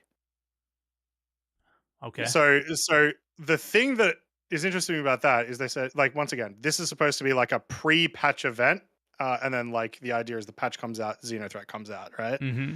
So that means Xenothreat is not coming out straight away, presumably, because of that. Yeah, that's what it makes it sound like. With the patch. So is that them more confident that they can get this out before Invictus, or is that them saying it's not happening till after Invictus now? Yeah. I'm Also, curious. It feels like there's something there. There's a million callers, so Yes. we'll let you go. Yeah, sorry okay, for taking up your time. Yeah. No problem. Thank you. Yeah, we'll hopefully talk to you next week, and we'll do this properly. It's been Thanks much, guys. Thank you. Cheers, All right, talk to you. All right, we're gonna bring in Mr. Expendable. We're gonna get as many people in here and chat with everybody, because I saw people popping out as we were taking too long with a single caller. So, Expendable, we'll give you Light got a lot of time, but we talked over him, so we're gonna give you guys a little bit of time and maybe talk over you less. Will be the goal here. Well, I only got 2 big topics. Perfect. Technically 3, but the third one is kind of stupid, so who cares? The first one is first things first. Congrats to Croncy for Evo. Good job and all that. First big topic is engineering, and these are going to be sort of questions. I'm just going to let you guys talk, which whoever that's is a mistake. I don't know. Well, hopefully it'll be quick because they're fairly poignant. Like, it's just maybe some of them are even yes or no's. So first things first, the A2 with the engineering. How many people did it take on the engineering side? So obviously you have gunners, you have pilots and all that stuff. How many people were you comfortable with, like, okay, we have all our bases covered with engineers? Like, how many, what was that sort of number? I'll let you take it, Croncy, because your experience might have been more proper than mine. Yeah, I mean, well, we were talking about a little bit earlier. If the A2 feels a little weird, where it kind of is between 1 and 2. It's like I need 1.5 engineers to feel comfortable, and so it'll sort of depend on really how much you're getting battered in certain combat situations. I would imagine though, because of that, I would imagine any ship lower than smaller than an A2, you'll probably never need more than 1.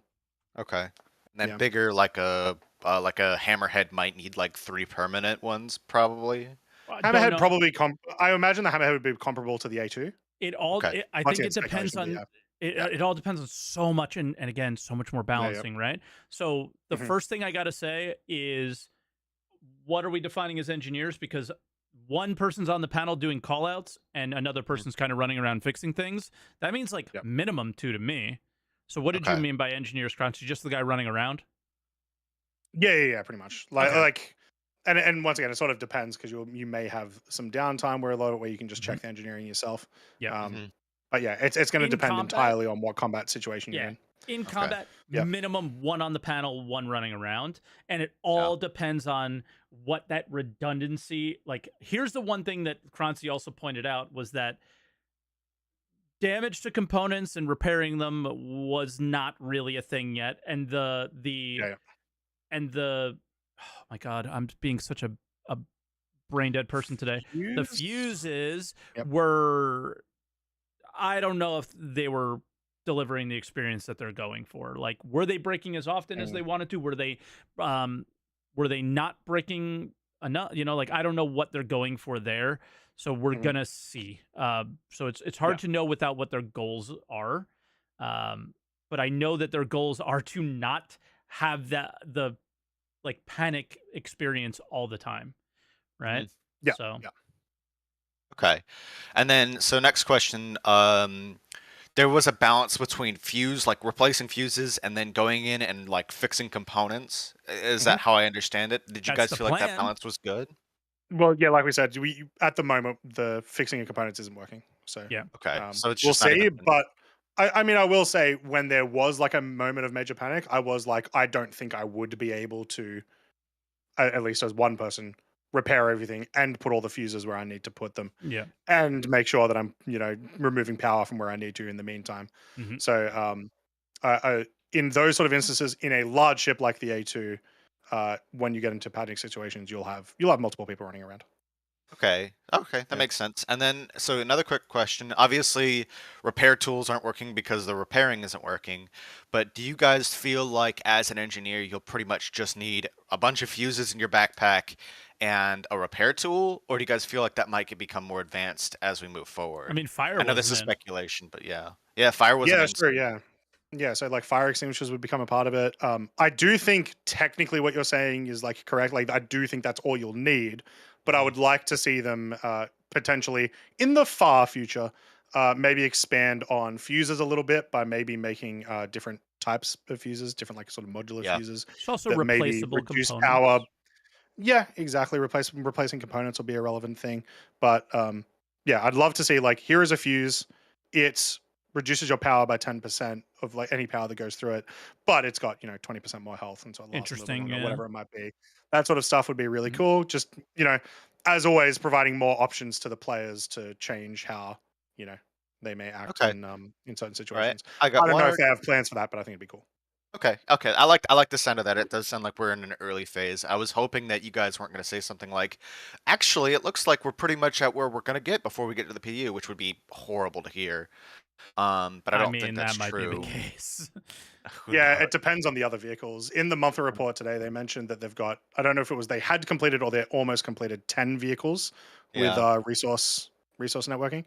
yeah, It just depends if they're going to make it any yeah. thicker I before don't Just think then. we see 100. that in the. I don't know if we see that in 323 experimental. I think they're No, going no, to of stick course to this not. But I'm Gladius saying, and A2 thing. yeah, no, Yeah. I'm saying that the implementation we are seeing on the A2 right now is Mhm. presumably the implementation that's going on to those vehicles right now. And so when this goes to live, I think, yeah, we'll just see this implementation. I don't think we'll see anything necessarily more complex. Okay. Not more complex, but Um. hopefully the things that aren't working like the repair stuff. Yeah, yeah, yeah, of Okay, course. okay, Yeah, okay, yeah. okay. Cool.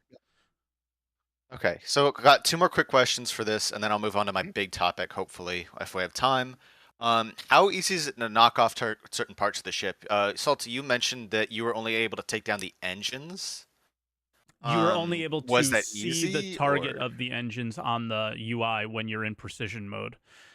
I okay? knew exactly where to shoot, and the issue is imbalance and incomplete feature. The ship blew up Mm-hmm. before we were breaking the components, so it Oh, was a yeah, health that's nasty. problem, right? So, how easy is it to knock off certain parts of the ship? It isn't because it's not possible. Okay, For and the then the last moment. question. Well, But unless unless Torsten, you're the talking about dev who components as makes well. it, was like, Yeah, I know the issue. A2 doesn't have enough health. We're gonna yeah, fix it. He's posted on Spectrum like, this is not a the sky is falling moment whatsoever. okay, You are in very good hands with him and his team. They will get it in a place that is somewhat enjoyable at a minimum. okay. All right, all right. That's a lot of good here. It's a lot of good. Hopefully we'll get more depth before it comes to PU. Yeah. I'm gonna move on to my next big question. I'm just gonna skip through Mhm, the rest of them because I'm worried about time. I mhm. know there's a bunch of guys behind me. Here's my big question for 323. Does 323 actually change your day-to-day gameplay? And the short answer that I have been seeing is probably not. Without the Doesn't freight seem, elevators, no. yeah, because it's like freight elevators is like the big thing, right? And you would think distro centers, but it just seems like in this current iteration, distro centers are just they're just connecting current missions to it, which is like okay, like okay, instead of flying to like a farm, I'm flying to a distro center. That's cool, but does it really change? I mean, a different coat of, it's the same vehicle with a different coat of paint. It's a much nicer coat So of I do think it'll change very heavily how I play day to day for a couple of okay. reasons. Firstly, like yeah, there's a lot of people that I keep hearing saying that 323 is a quality of life patch, and yeah, Hmm. my quality of life is going to be way higher. So that's not incorrect.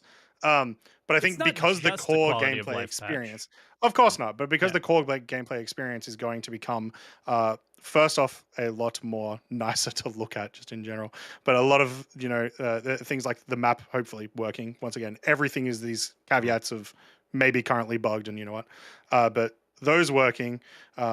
missions at these location hubs, I think is going to change a lot of stuff because I'm going to want to go to those a lot more.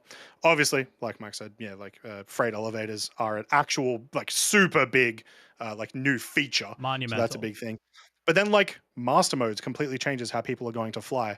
The FPS changes completely change how people are going to be doing shooting and stuff like that. So even though I am going to go do eliminate all mission may be the same, the actual process of that and how I do that encounter is going to be completely different. Yeah, So very good point. Master that's modes kind of how changes I like see it. the way pirates are going to interact with players. Exactly. Yeah, I think it does change a lot, but I think the question is sort of like, are you going to participate in different experience? Like that's how I took it. Like other than hunting There's creatures, are there not. any new experiences? Is there any new depth? You know, like it's Master like modes is probably the closest thing to saying yes to that answer. Other than the and freight elevators. and the freight elevators. Yeah. Yeah. It's Yeah, like that's fine. master mode. Yeah, it's like it's frustrating because I want to get back into the game. I've Mm-hmm. touched it every once in a while, but I'll hop in, I'll look around, see it's the same thing, play for like 2 or 3 hours, and then bounce for another couple I tell weeks. people like you, 323 is not for you yet. Yeah, Especially that's with what that's we're seeing me. for right now. Yeah, and it's fine. Like it's great, and it's what's a really positive thing is Overdrive. I feel like is a step in the right direction. Yes. It's not for me, but it's like okay, if we can get more of this, more normal, I'll be more interested in playing. And it's Yeah. and it's like I want to play the game, but it's come on, give me something new, give me something special, give me something sweet. Does It's I Arena played Commander excite you at all? Like those that's what I have been playing. Okay, Is Arena Commander. What I'll do is I'll hop into the PU, play 3 or 4 hours, be like, okay, it's the same thing, and then I'll hop over to Arena Commander. And I'm not a big FPS guy. Like I just I like ships. I like being in a group. I like working as a group. So and that's why I had so many questions about engineering because that's probably what I'll be doing. But you know, going into the PU and playing, you know, in the same stuff that we've done all this entire time is like that's what I want to be in the PU instead of Arena Commander, but that's not what we're getting. Which I would not want them to have, just for reference, would not want them to put this engineering in 323. Oh, I wouldn't either. I wouldn't either. But yeah. I want to burn my ship down to a Hulk, and I want to do that in the PU. You do not want Bullet Pen in the game right now. Yeah. I don't want Bullet Pen. I don't want all this other stuff. Like you guys need to iron it out. Let's like we got time, you know. Not to mention, I hesitate to say this because this opens up the conversation a little bit, but with features that might need some time in the oven, it might be better to wait until server meshing and some other stuff becomes more solidified so that you know what you're working with, so when you shove it in, it doesn't blow up in your face. It's the point of experimental mode. Sure. It's been exactly like, 100%. Gun Rush, all these things have improved. Like, why do we have a good FPS experience right now? It's because of everything they did in Arena Commander leading up to this. Yeah. Why is Master Mode's in a way better place than it was when it first started?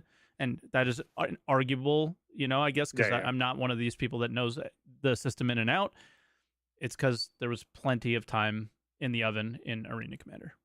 There still needs a hell of a lot more, but yeah. Yep. Yeah. All right.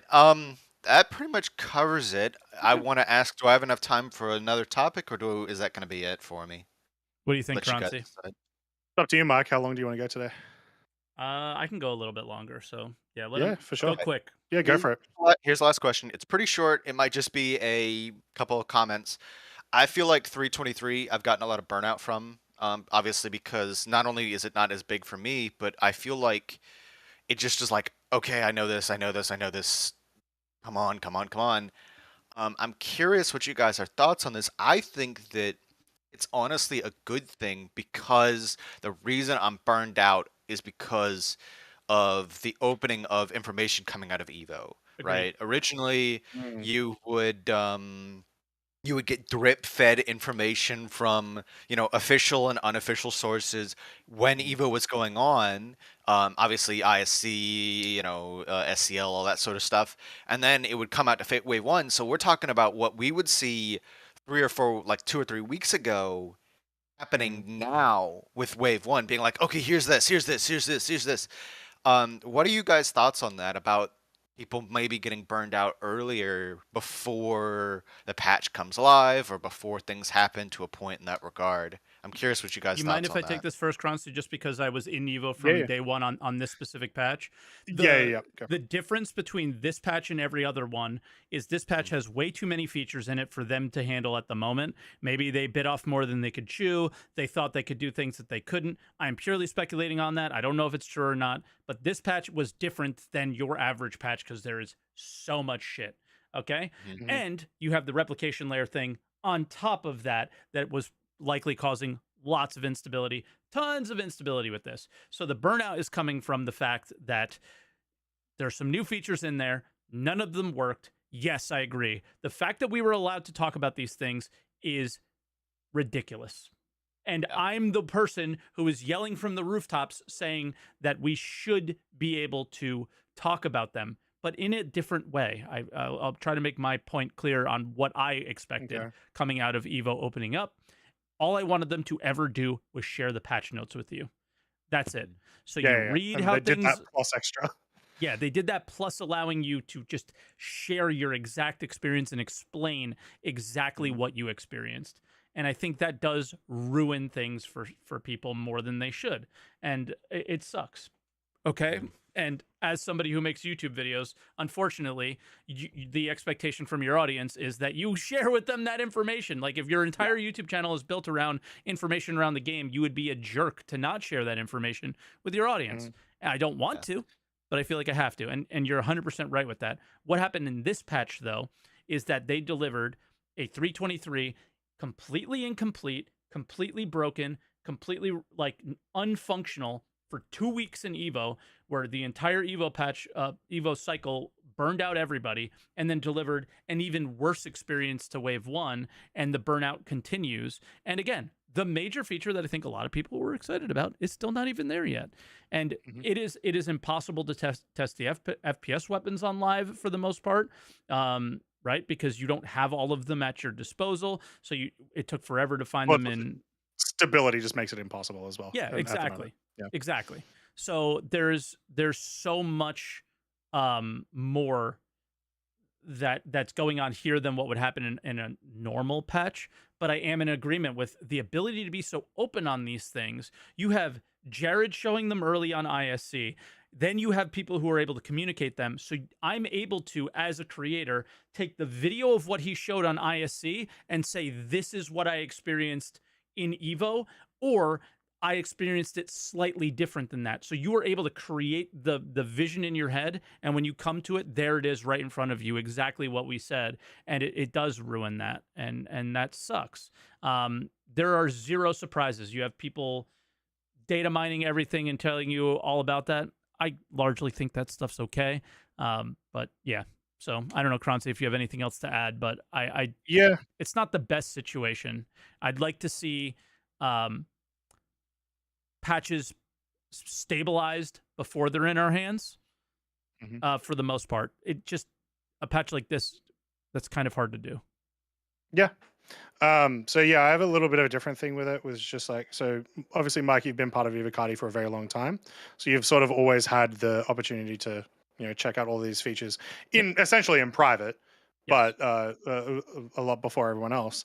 And so, like, even though I was an Evocati like a day before Wave 1 came out, when I saw everything from everyone talking about the patch itself, it weirdly made it a little less special.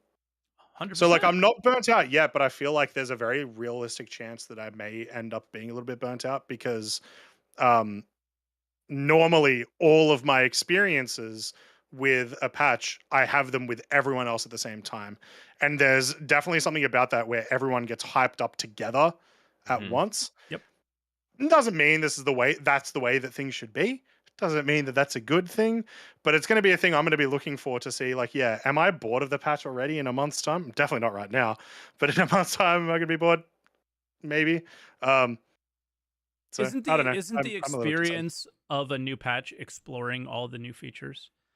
And It when they've is, already but then been explored, what's exactly the point? Yeah, exactly. It feels less special. So, once again, it's a thing that I think was good for them to do, but yeah, I may feel different about that pretty soon. I feel like I might. But are we in the minority? Are the people following the project We're this closely? content creators, bro. We got it completely wrong. That's all I know. No, but I'm even talking about Mr. Expendable. Like the people that are following it this closely. Are we the ones in the minority? And most people are having a great experience, you know, when the patch goes live. Yeah, exactly. True. You know? I would say we are because I mean I got you, I got Croncy, I started watching you, I got Board Gamer, and it's like I'm watching the same thing and they're saying the same thing over and over again, and it's like, okay, maybe I should back off a little bit because like I think I'm actually hurting myself. That's probably why I'm so burned out. Yep. I'd love to see somebody who only follows it casually. I remember when I was in I started in 2017, flew around a little bit. I thought it was cool. I played for about 40 hours and then I gave it a break. And then I came back for like 314 or something, so sometime in 2022, and I have not left the project since. Like I've not kept my nose to the grinder since for this project. And it's like, dude, you need to take a break. Like give it a year, give it at least to like CitizenCon or something, because I'm probably gonna go, and give the game a break. So that's it for me. If you guys don't have anything else to say, those are my 3 big topics. So, yeah. All right. Oh, good call. Cheers. Yeah. Thank you very much, Mr. Expendable. Thank you. I'll give you my secret why it was such a good call. I wrote everything down like I did last time. Lovely. So write everything down. Get it some topics. It works. It makes you feel a lot more comfortable. Doing this is a little bit scary. I was shaking a little bit earlier. But when you write it down, you feel more comfortable. You can hit your targets, and yeah. So nobody's watching. They fell asleep during one of my rants a while ago. You're fine. Yeah. All right. Well, I'll see you guys later. Later. Thank you. Be good, man. Great call. All right. Thank you. Bye. Bye. All right. The next caller is a great name, the Banu Merchant. So you're why we don't have the ship. Yeah, this must be his fault. Greetings, Giovanni. How you doing? What's up? Pretty good. How are you guys? Yeah, not so bad. Awesome. So I guess I'll kind of try to get right into it. First, a little bit of background on me. Well, I guess I'll kind of tell you all what I want to talk about. Master modes, the big thing in 323. Yep. I have background in competitive PvP for air combat games, ranging from like really arcadey games like Red Ace Squadron, all the way up to DCS. I've got thousands of hours in those kinds of games. I'm also a pilot in the real world, so I really understand all the physics going on in air combat and what makes the geometry work, that kind of stuff. So I've been working on a project kind of since Master Modes first got into the Arena Commander modes as experimental. Yep. And I've just kind of been doing the math on everything, working out like why certain things aren't fixing the issues that they wanted them to fix, and kind of how we could get them fixed, which I'm not going to go into necessarily my potential fixes in this conversation.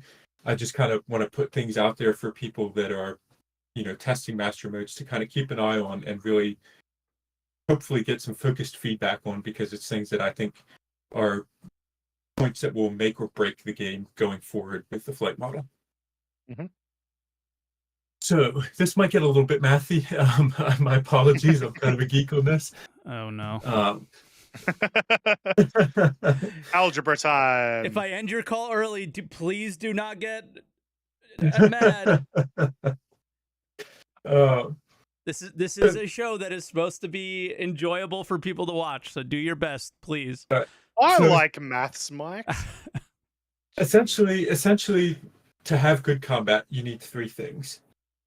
You need a true neutral position, you need an offensive position, and you need a defensive position. Okay. Without those 3 factors, combat is always going to be strange. And for good combat, most of your time should be spent in the neutral position. So what's a neutral position? The neutral position is essentially where neither player or pilot, whatever you want to call it, has an ability to shoot at the other. You want that to be, your most time spent in a fight is wrestling to get that advantage. And when somebody does get that advantage, the other person has to clearly be in a defensive position where they have defensive options to avoid being hit. Those are the three main factors that you need. So what Master Modes did is they said, hey, we're having issues with people backstrafing, and we're having issues, with speeds being out of control, people can't shoot each other, that kind of thing. And so they slowed everything down, and obviously there have been some changes since, we've gotten to 323. But generally, rotation rates are still high enough that we can maintain nose on, and there is no neutral position. Yeah, I definitely feel that, and I'm glad you're keeping it simple enough for me to understand. And when you don't, I will stop you, okay? Because if I don't understand, there's been no math yet. There's been no math yet. But here is the formula using math for good combat. No, go ahead. Yeah. You're doing good so far. Yeah. I'm following. So a lot of the hyper competitive PvP people here, which I'm not one of those yet. I've definitely been working to get there. But they have this idea of positional combat where everything is about this super tight knife fight, and a big thing of that has been the mystical 45 and finding the pancake and that thing. Yep. Which, don't get me wrong, that's definitely cool Twitch-based gameplay, but it's a very, very, very specialized skill, and it still doesn't have a neutral position. So it really only works when people agree to fight in that style. Do you mind if I stop you for a second? Go for it. DCS is an incredibly niche game, and that is a game that has lots of this neutral positional combat stuff, right? Which, because it's more geared towards real life, and or is completely geared towards real life. Does something like that solve the problem that Master Modes is actually made to solve, and that is lower the skill ceiling and make the game more enjoyable for more players? So I would not ever want Star Citizen to be at the level of physics simulation that DCS is at. I think that's it's a very niche thing. There's a reason everybody isn't playing DCS. But the thing about DCS is that there's really three experiences that humans have that we can all relate to.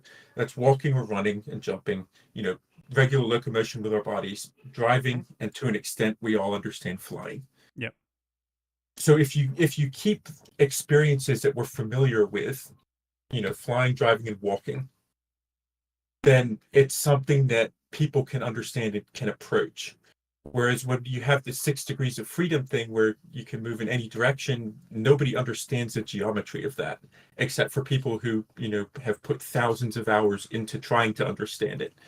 And those people, they don't want to share it with just anybody for the most part, because that's something that they took thousands of hours to learn. Whereas, we all know that a plane takes time to turn, it has a radius in its turn, that's stuff that we can inherently pick up within a few, let's say 10 to 20 hours. People will generally understand it. Everybody's played Ace Combat, everybody's played or seen some version of Flight Simulator in the arcade mode, and generally understands it.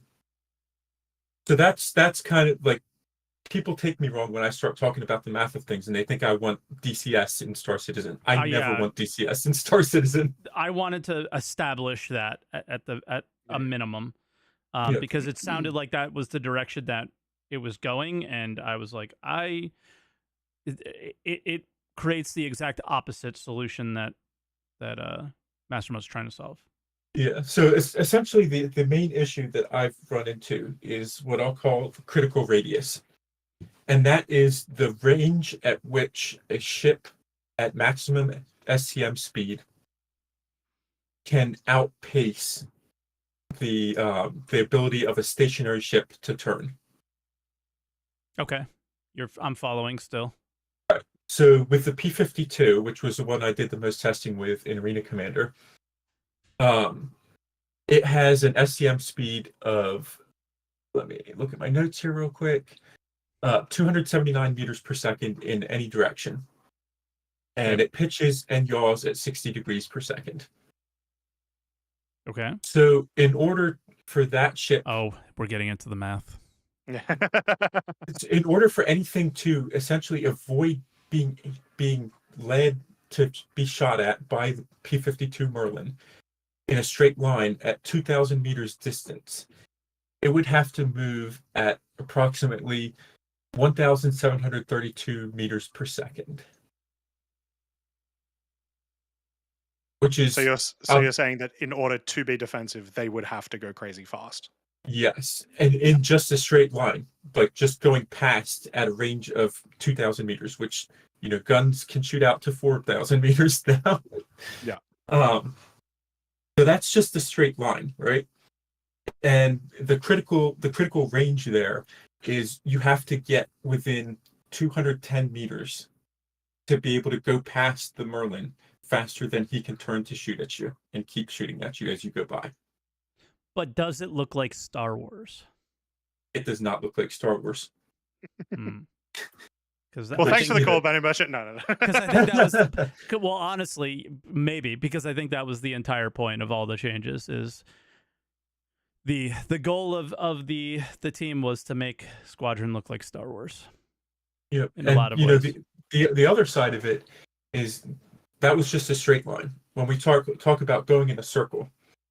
So Yogi was, I believe, on your podcast talking with Avenger 1. And that's Space Tomato, but yeah. Oh, Space Tomato. Okay. We would never get a dev here. Because I'm involved. Until Mike can't make 1 week, no devs. Yep, exactly. But anyway, he said that, all of the abilities of the ships are being based on the thruster positioning and the thruster outputs. Mm-hmm. And I don't understand where he's coming from with that, because when we get into the orbital mathematics of going around something in a circle, in order to maintain ranges that we can maintain while we orbit something, the centrifugal force requires about 23 Gs to maintain that distance. And our ship thrusters can only make us accelerate in a straight line. I believe the highest right now is like 14 Gs. But somehow we can still maintain those orbits. So to me, the math isn't mathing, and that's an issue. Not to mention just the fact that, we have these huge thrusters on the back that'll get us, 12 Gs of forward thrust. But then we have these tiny little maneuvering thrusters on the side that'll give us 10 Gs of side thrust or up thrust or down thrust. And, when you start looking at the weights of the ships, the Gladius weighs close to 50,000 kilograms, which means for 10 Gs, we have to make like 500,000 kilograms of thrust, right? You lost me about 10 minutes ago, so I don't know. I guess here's what this is doing. This is making me want to go back to the days where we pick one topic and make everybody stick to it. I'll just say one thing, which is like really good. A really good conversation. Yeah, and don't worry, I'm working on making my own video about this. You all can pick apart the comments. Like, here's what I want to do with everything that you're doing right now. Like, you're in a Discord, like, get together with people who are all sharing and are interested in this topic, and get together and work together and feedback threads and this and that thing. What I will say, and I don't know how you feel about this, Croncy, is this the platform for this conversation? Not today. Not today, right? Not today. So it's like I so badly don't want to stop him. I so badly I don't know. All I'm saying is I don't know what to do because we're still figuring out what the show is. No, I completely understand. Sense? Yeah. I completely understand it. Like, I'm fine to stop here. I just wanted to get this out on a platform that a lot of people will see. That way people will start thinking about these things. Exactly. And that's kind of the point of the show too. But maybe we need, I don't know, me and Croncy need to talk a little bit about, like, how do we approach things like this? Do we go back to the situation of, like, everyone's got to tell us what they want to talk about when they come in, and we could choose to go, you know what, Bandit Merchant, not today, but that's a really good topic for another day when we, or something like that. But I'll go ahead. I'll say, do make the video. let us know when you make the video, because you truly sound like you know what you're talking about. When you make it, I do want you to do one thing though. When you present the solutions, I want you to and it can be multiple solutions that you may have in mind. I want you to keep in mind with those solutions that it needs to be fun. It needs to be within the context of also being able to work within an MMO with multiple people, and idiot within me. Tons of multi-crew ships, and it needs to be easy enough for people to understand. Because that's the task that CIG have, and it's going to be almost impossible for them to do all of them. But I want to hear what you think the solutions to those will be, because I think you clearly know what you're talking about. So I'd love to hear. And I forgot to mention it in my intro, but I was also part of the development team for World of Tanks, World of Warships, World of Warplanes, and very cool. An aviation consultant for War Thunder. So I have a lot of experience with flight models. A lot of experience committing war crimes. Yes. Whoa. It's just like, for me, the reason why I stopped is I wish I can engage with you more. I don't know how. Yeah, no, it's completely okay. You're talking to two people who like mining about complex flight model issues. Yep. Right? No, I completely understand, and don't worry, I'm not bothered at all. I kind of expected this to happen. Like I said, I wanted to get people thinking about these issues. Yeah, for sure. Yeah. Yep. All right. Thank you very much, gentlemen. No, we appreciate the call. Thank you so much. Yeah. Right. So sorry. Yeah. And please link us the video, and we will put it out to as many people as we can. Again, the reason for the podcast is to give you guys our platform. We just have to figure out the best way to do it. Yeah. Thank you. It'll probably be a while before the video is done. Take your time. Very, very complicated, and I want to make sure that I have enough diagrams and stuff for people to follow along with what I'm saying. Hell yeah. Yeah, for sure. And we appreciate you for it, and you have the best name in the Star Citizen community. Later, man. All right, later. Great call. Yeah, dude, I struggle with that so much, because that was awesome. Yeah. That was awesome. Yeah, no, that was How could you say anything other than it was awesome? But it was like, what conversation do I have? I can't. Yeah, it's like, I don't truly understand what this means, but it sounds like you're saying some very cool things. Yep. So, like, yeah, no offense, but I don't want to sit here and just go and shake my head. And you know, so we got to figure out a way. But all right, let's bring in. Hey, it's Nick. Hello, Nick. Hello, Nick. Hello. How's it going? Good. All right. Do you have? Please don't tell me you have math to talk about. +1 = window. Makes sense. Get him out. What do you want to talk about today? I mean, I'm very disappointed with 323.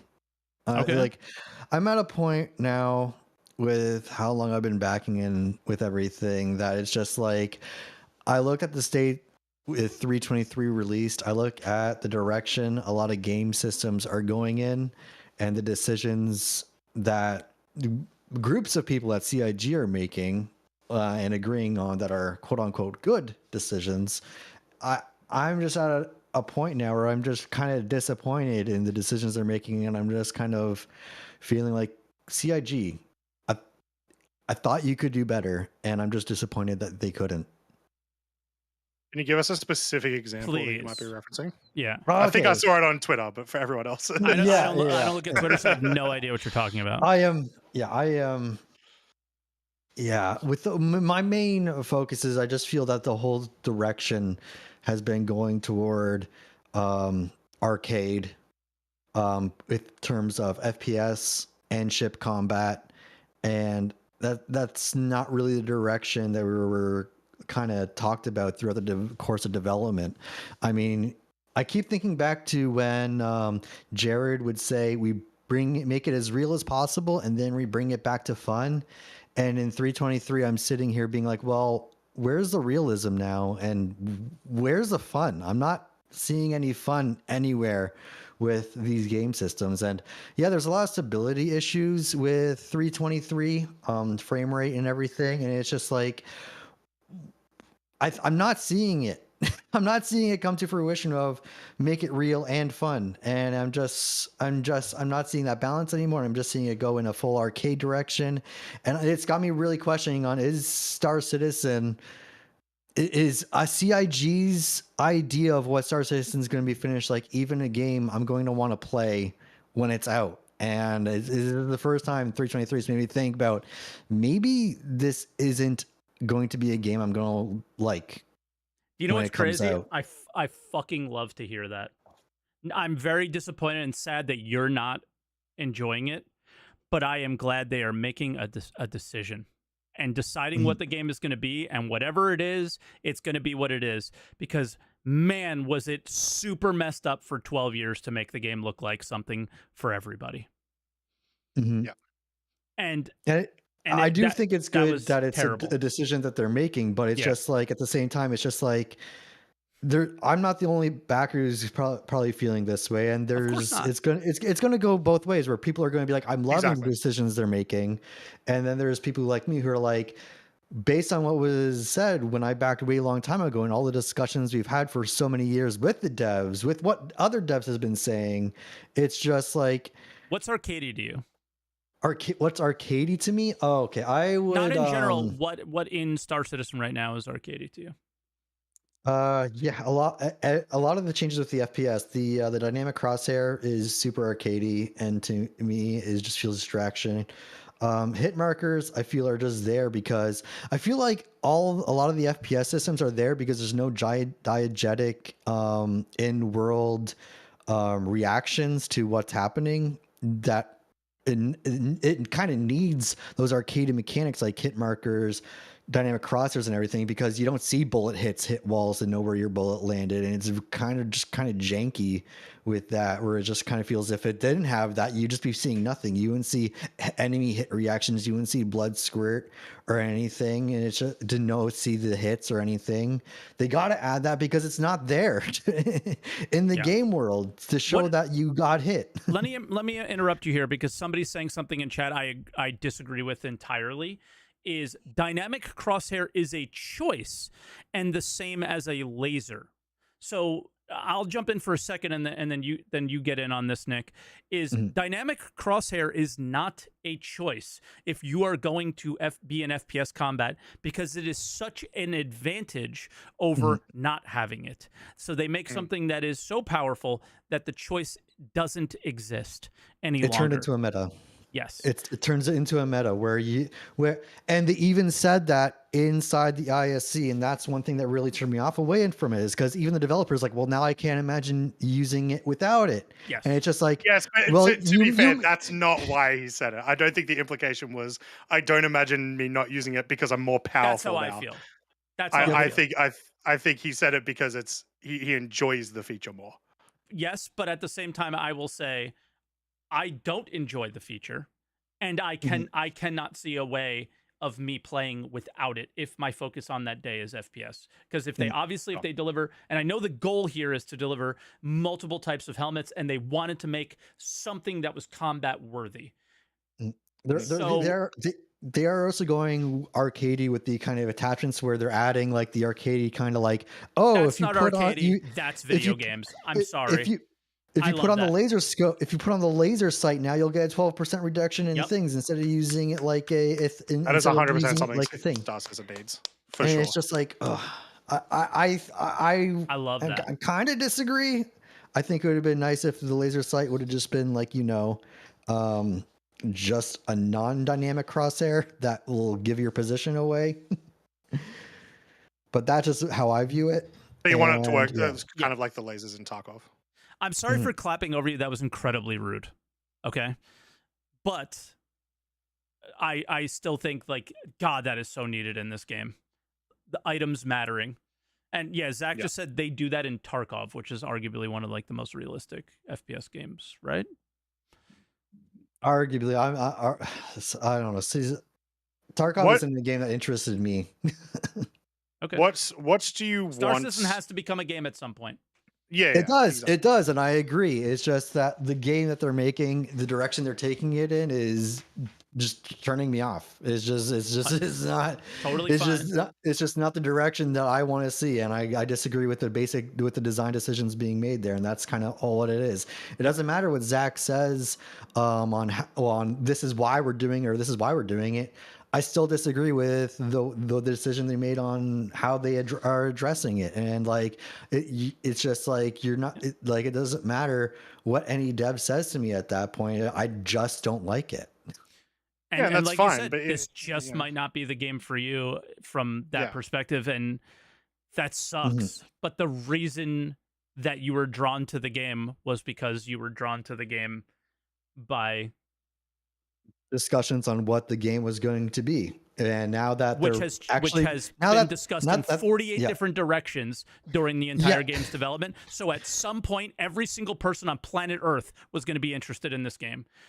So unfortunately, you're one of the people who are getting hurt by it, and more people are going to get hurt as time goes on. So like, your points are 100% valid. Again, apologizing for clapping because that was incredibly fucking rude. That was awful by me. And we're friends and all that stuff. So I'm sure you're not taking it in the wrong way. No. I didn't even notice it. Like don't feel bad. I didn't even notice the clapping. Like it's all good. Didn't come through the mic, so yeah, it's whatever. The idea of them having to make a decision, and that decision is in every single. It happened with mining.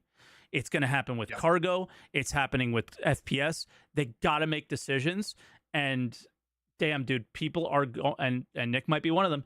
People are going to be flocking away from this game to some extent, and others are going to be flocking towards it.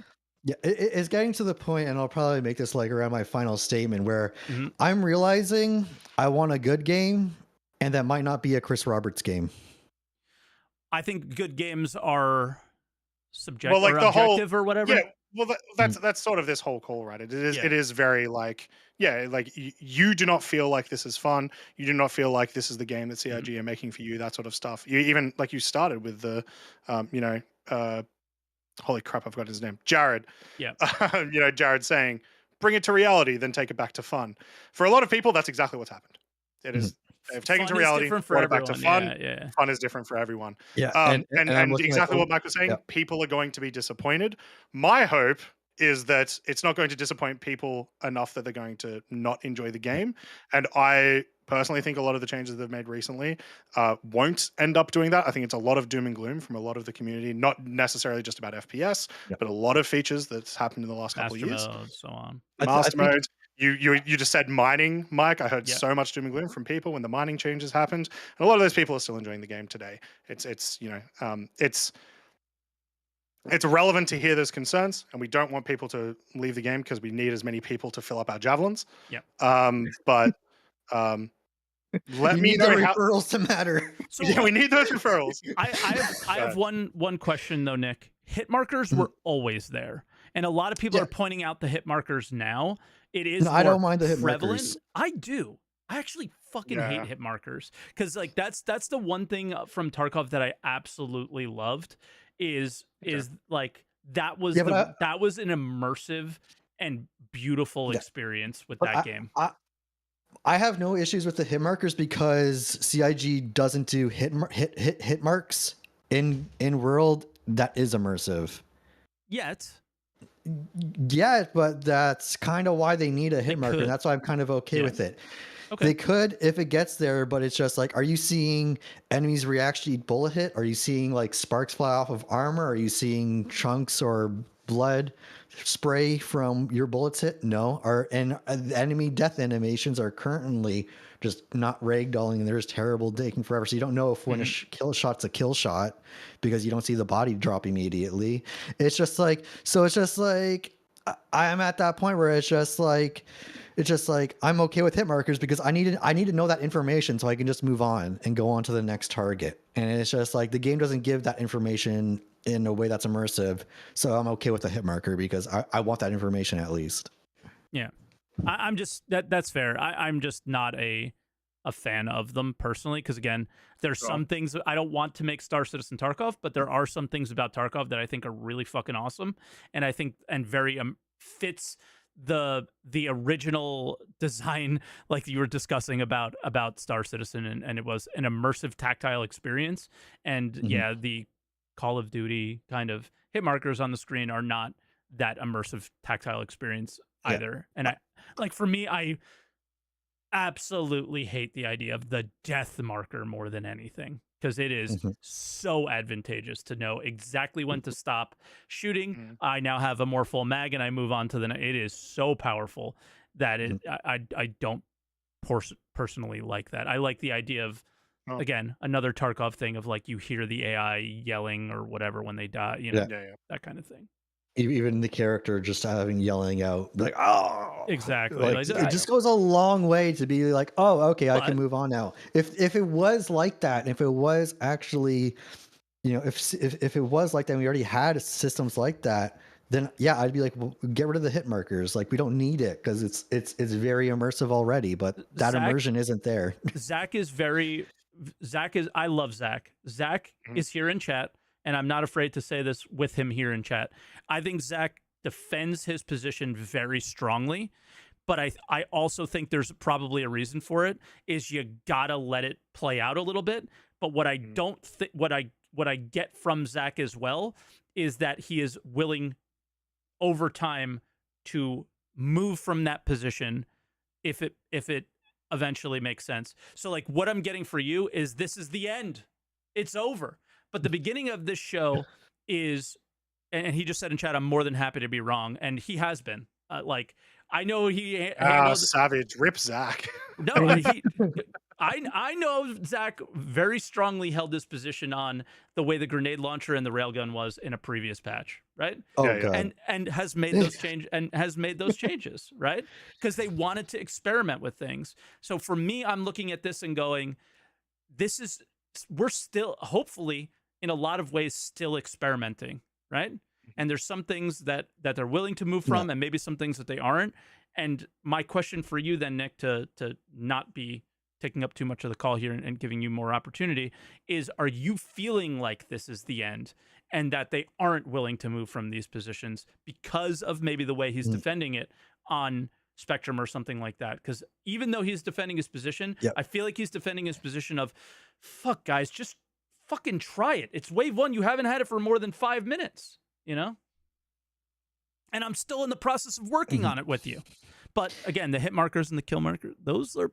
I would say, there, you know, I'll make it quick, and I would say that the way Zach is defending his positions on the Spectrum and everything is not making it sound like he wants to move from his positions. Okay. Yeah. And does not want to act on community feedback, and is more just defending his position than wanting to know where other people are coming from.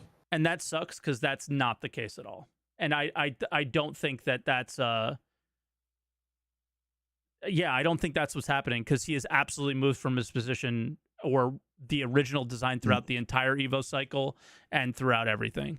So I'm not Evo, and I don't see those kind of changes happening though. Yeah. And it's more, I more see the public facing side of Spectrum, where he's just kind of...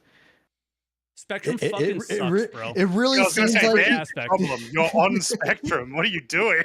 There's Zach's problem too. Isn't that where the devs say to go, though? I'm sorry. No, I know. It's just, it's so impossible to. This is such a tough situation, because we're making major changes, and like, again, it's all on like the vibe check on how you're reading the way they're writing it, and I read it as like, just give it a chance. Give me the feedback, and I'm willing to move from that position. But it's hard to see that, because of I run through this problem as well, is the way I say things, people take it in a way that is not the way I'm putting it out in the world, in how I see it. Right. Yeah. And the one thing I say is just like, there's one thing to say, like, what do you like and don't like about this system? Well, it's like, well, I just don't like the whole system to begin with. So it's just like, how do I give good feedback on that? Okay, but do you not like the procedure? Like, do you really hate the entire fucking system? Because I don't know how you can. I don't hate the entire system. There's definitely good steps with, like, I really like the recoil now. The recoil is feeling good. It's feeling a bit disconnected, but like, there's good things there. But a lot of it's the UI stuff where it's just like, fine. But take what you just said and the way you just said it, and then understand why Zach might get defensive. Because you just said you hate the entire system 2 seconds ago, and I asked a question, you go, no, I don't exactly hate the entire, you know what I mean? Yeah, but so I separate. I separate is hard, and that's what we're dealing with here. Yeah, but it's just like you're kind of putting the whole FPS system, and I'm more looking at focus systems. Yeah, but I was also thinking of more focus systems of like, combat advisor, reticle, all that stuff. That would be a separate system than the recoil system to me. So. Yeah, I thought we were going the whole FPS. Everything sucks. No. That's how you made it sound. I look at subsystems. Fair enough. Yours is very general. Mine was more I'm looking at more specific. Like I can break apart like the separate systems that make the whole FPS. But do you get the point I was trying to make? Yes, I do understand the point you make. Yeah. I perceived what you were saying as different than what you actually meant. And that's even with speaking. That's even without text. Yeah, exactly. Yeah. So this is tough, and that's why I think the devs at the company want to make the changes that they in their minds feel like are correct. Give them to us. Give them the time. Again, we're just in wave 1. You weren't even in Evo, so you're just getting a taste of them now. Get all that feedback in and move and make changes. And I think I think we need to embrace that. And I think we need to embrace somebody who, whether you like the way they're posting on Spectrum or not, is engaging with backers and is willing to move from those positions. So I want you to leave this call hopefully feeling less doom and gloom. And this is from me, the doomiest motherfucker on the planet, and go. The doomiest guy is like, yo, yeah, even it's not all that bad. Exactly. Well, it's not that it's all that bad. It's like, give it a chance, man. Give it a chance. So like, give it and be vocal with your feedback, and they will listen to it and they will do something with it. This isn't, for me, this isn't the end. There's no shot that this is the end with all of these things. And something like a hit marker can easily disappear. Something like glint can easily disappear when better things come online and things that make more sense. Well, That's hoping how I look at it. Yeah, I do hope things get better because I don't want them to get worse. I want them to get better. I don't think anyone wants them to get worse. I hope no one wants them to get worse. No, but I think some people think the situation has gotten worse. And then Zach, we'll just read what he wrote, because game director, which I assume is Richard Tyrer now, reads feedback threads. He calls me in his office, look at what people are saying, and we've had conversations about community reactions to Glint and what other things we could explore, etc. See? So, like, yes. Like, the thing is you also have to remember what it's like. Like, Nick, you've streamed on Twitch. You've made YouTube videos. There's no way you haven't gotten an idiotic comment from somebody, right? Oh, all the time. Right? Yep. Exactly. So, like, defending, like, I get them every day because I'm an idiot. So I get more idiotic comments than most people because I think my position is correct. They think theirs is correct. And then you find yourself having to defend yourself. And I can only imagine what it's like to be them and making big changes and then having the community like lose their mind. So if they end up defending themselves at times, I can understand why. And just as long as they're willing to listen, which I really do, I with my heart of hearts believe that they are and willing to make those changes, then I don't think it's as scary as we may seem. I think Yogi did that with Avenger. I think Zach is doing that throughout the Evo cycle. Shotguns were an absolute joke, and they're still, some of them, pretty fucking bad. And I think that they'll get everything in the right place at some point. But again, I feel exactly the same as you do with the helmet visor stuff, and would love to see it be lit on fire. So yeah. To sum it up, Nick. You're wrong. Please send all of your pledges to me. I will take all of them. Thank you very much. Actually, he's completely right. And it's just a matter of what CIG does with what he said. Yeah. It's a matter of what CIG does with what he said and how quickly they iterate on it. And God damn it, it sounds like they're iterating much faster than they ever had before. Yep. So which is good, because that usually means they're kind of gunning for the finish line if they're doing things quickly. Which is good and bad, right? Because it might be bad with your doom and gloom. Yeah. But it could iterate quickly the wrong way, and it could not be good. But I hope they just take feedback and they make it good. I want a good game at the end of it with 1.0. That's all I want. Yeah. And I want to have fun with it. I think we're in a place where there's a bunch of devs that moved over from Squadron and are actually doing what they can, and I think they're dealing with us for the first time ever, which isn't a great experience all the time either, right? So yeah. give 'em, All right. cut 'em, I've cut 'em taken up some enough slack. time. Yeah. I've taken up enough of your time. That'll be it for me. Yeah, man. So yeah, Easy. love you, Nick. All right. Thank you. Sorry All for clapping. It's all good. I know. Bye. No, that was really shitty. As I was So doing it, I was happy like, that call's over. God damn. sorry, Croncy. I felt I like it didn't was notice really you important. clapped. I didn't thought it notice was you really clapped. important to get that point across. I just Yeah, feel yeah. so strongly that they're finally making the game, and that they do feel at times like they care and want to make some changes. And Yeah. we, for the first time ever, like, okay, we had 12 years of just wait while they did nothing, and now we have, I don't know, hopefully not anywhere near as long of like, just wait while they fucking do something. But this is gonna be our last caller, guys. Is Caravan? Okay, so we're gonna bring him in. Hey, Craven. or Craven. Craven, Mike. Hello. How you doing, Craven? I can't read. I'm doing good. How about you? Good. Fantastic. What would you like to talk about? Is this the first time you've called on the I pod? think so. It is. It is. Hell yeah. I Well, actually joined the Craven's from my Discord just community. before. You- I'm the guy that makes everything blow up on accident. Nice. Yeah. He says accident, but So he messes Well, with yes, of course. you? Of course. Perfect. not on purpose. Sure. All right. So the thing I want to talk about is actually not about explosions this time. I want to talk about distortion weapons and the engineering gameplay because prior to 3.22, I mean, clearly distortion weapons were overtuned and they rightfully nerfed it right into the ground with 3.22. But from my research about distortion weapons and the engineering gameplay, even at CitizenCon, like 5 months ago, they didn't really show anything that relates to engineering gameplay with distortion weapons. Yes. So I feel like there are just no systems for it in place, which feels for me like a huge letdown because just right off the top of my head, I've got like a couple of good ideas on how to implement distortion damage in the new system.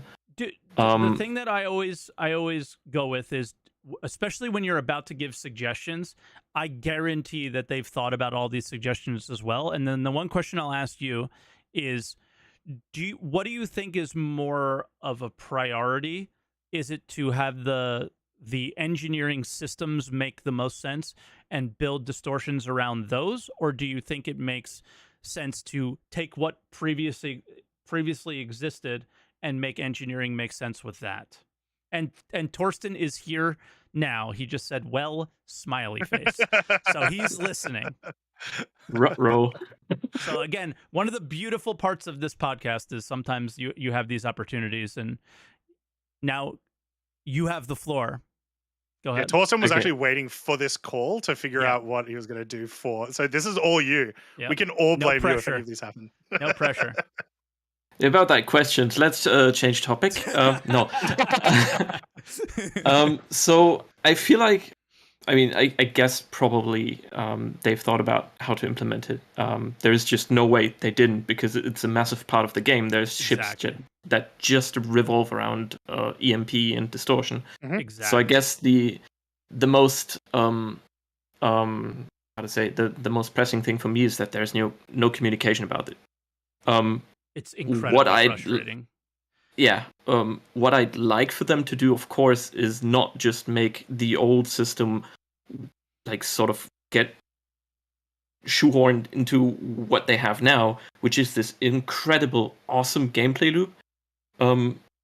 I'd like for them to build something that fits the new system and makes use of the new structure they've built. I think they do too. I hope so. Yeah, I think that would be the goal. Yeah. So I'll say, yeah, like you would have seen Kramen when we showed the engineering gameplay and stuff. There's clearly very there's very like obvious ways that they could sort of integrate not just distortion into the engineering gameplay loop itself, like and how it interacts with that, but other damage types and that they've talked about before. It's just distortion is kind of the only one special damage type that ever got into the game. You know, we've never seen incendiary, we've never seen flak, all that sort of stuff. And specifically for distortion, I almost guarantee you, and if I'm wrong, Craven, you can make my character in Star for a couple months. Oh boy. I almost guarantee you that where it's going to interact is specifically with the power generation that we're seeing in the engineering gameplay loop. It seems like it's going to be a great way for it to interact. It also feels like it's going to be a great way for you as an engineer to interact with someone who's distorting you and you having to deal with this new threat. Yeah. So in addition to that, I also don't think it's like this is, we've said it before today as well, this is the third day of wave 1 of us seeing engineering for an experimental mode for 323 with one ship. Yeah. So the only thing we've seen is that there is a difference between ballistics and lasers and how they interact with the engineering mode, and that's because the only ship that you can fight against it has lasers and ballistics. So I think it's going to be fine. I think because we were talking about just the power generation, I wouldn't be surprised if they had that in mind when they were creating that, of like, when we do EMPs, when we do distortions, we want it to interact with the system. It's a very easy resource system. Sweet, let's go. Yeah. And somebody in Twitch has said early feedback is important. Like Paramount, man. So big now. And like saying that, hey, I really want distortions to be a part of this is absolutely valuable and important feedback. And I think most people would agree. It is weird to have the thing that did this process for so long not be a part of the process right now. It is odd. But I also love the idea of engineering is also to make every weapon type disable a ship. It's just a matter of how, right? Like distortions may do it in a different way than you would with ballistics or lasers. Like we actually saw at the beginning of the initial the initial engineering first patch that we had was, correct me if I'm wrong, but lasers did not penetrate or didn't penetrate ships as much. Correct. And ballistics did, right? And then they were like, okay, well, we can't do that, so let's change it a little. Let's change it a little bit there, and so on and so forth. So we'll gradually see this grow into what it should be. But I think we can very much tell that the goal here is to have ships disable instead of just randomly explode all the time. So I don't know. You didn't really give any of your solutions. Ideas? Yeah. Oh, yeah. Let them go. So I mean, the way it works right now, especially for laser and projectile weapons, should be that where you hit is where you damage components. And I feel that system would actually work for distortion weapons as well. Because if you know, for example, where the power grid goes, or the pipes, pipes, old school term, but you know what I mean? Where the pipes go, if you shoot with distortion weapons, I feel like what they could do is damage the connection between two fuse boxes, for example. Or sort of stop, let's say, a cooler from working for X amount of time, or until someone hits a reset button at the cooler or something like that.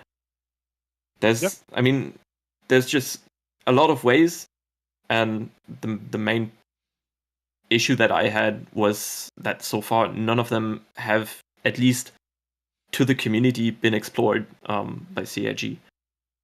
But I think it can be a very, very interesting gameplay loop. But it's been 3 days. So you're not like freaking of course. out, are you? No. Okay. The thing that I just it's just something that you're looking for. Yeah. Like in the future. Yeah. Okay. Yeah, the thing that I just beg for is that once 323 goes live, that they don't just take the nerfed distortion damage from 322 and put it over the new system, rendering the new system completely vulnerable to just people getting ships with loads of distortion guns and shutting whole ships down, when there's a whole other system that they can use to make it actually interesting. The first thing that comes to my mind is something that I absolutely hate when I hear it. So, but I'm gonna say it anyway. Is like live is still a testing environment, right?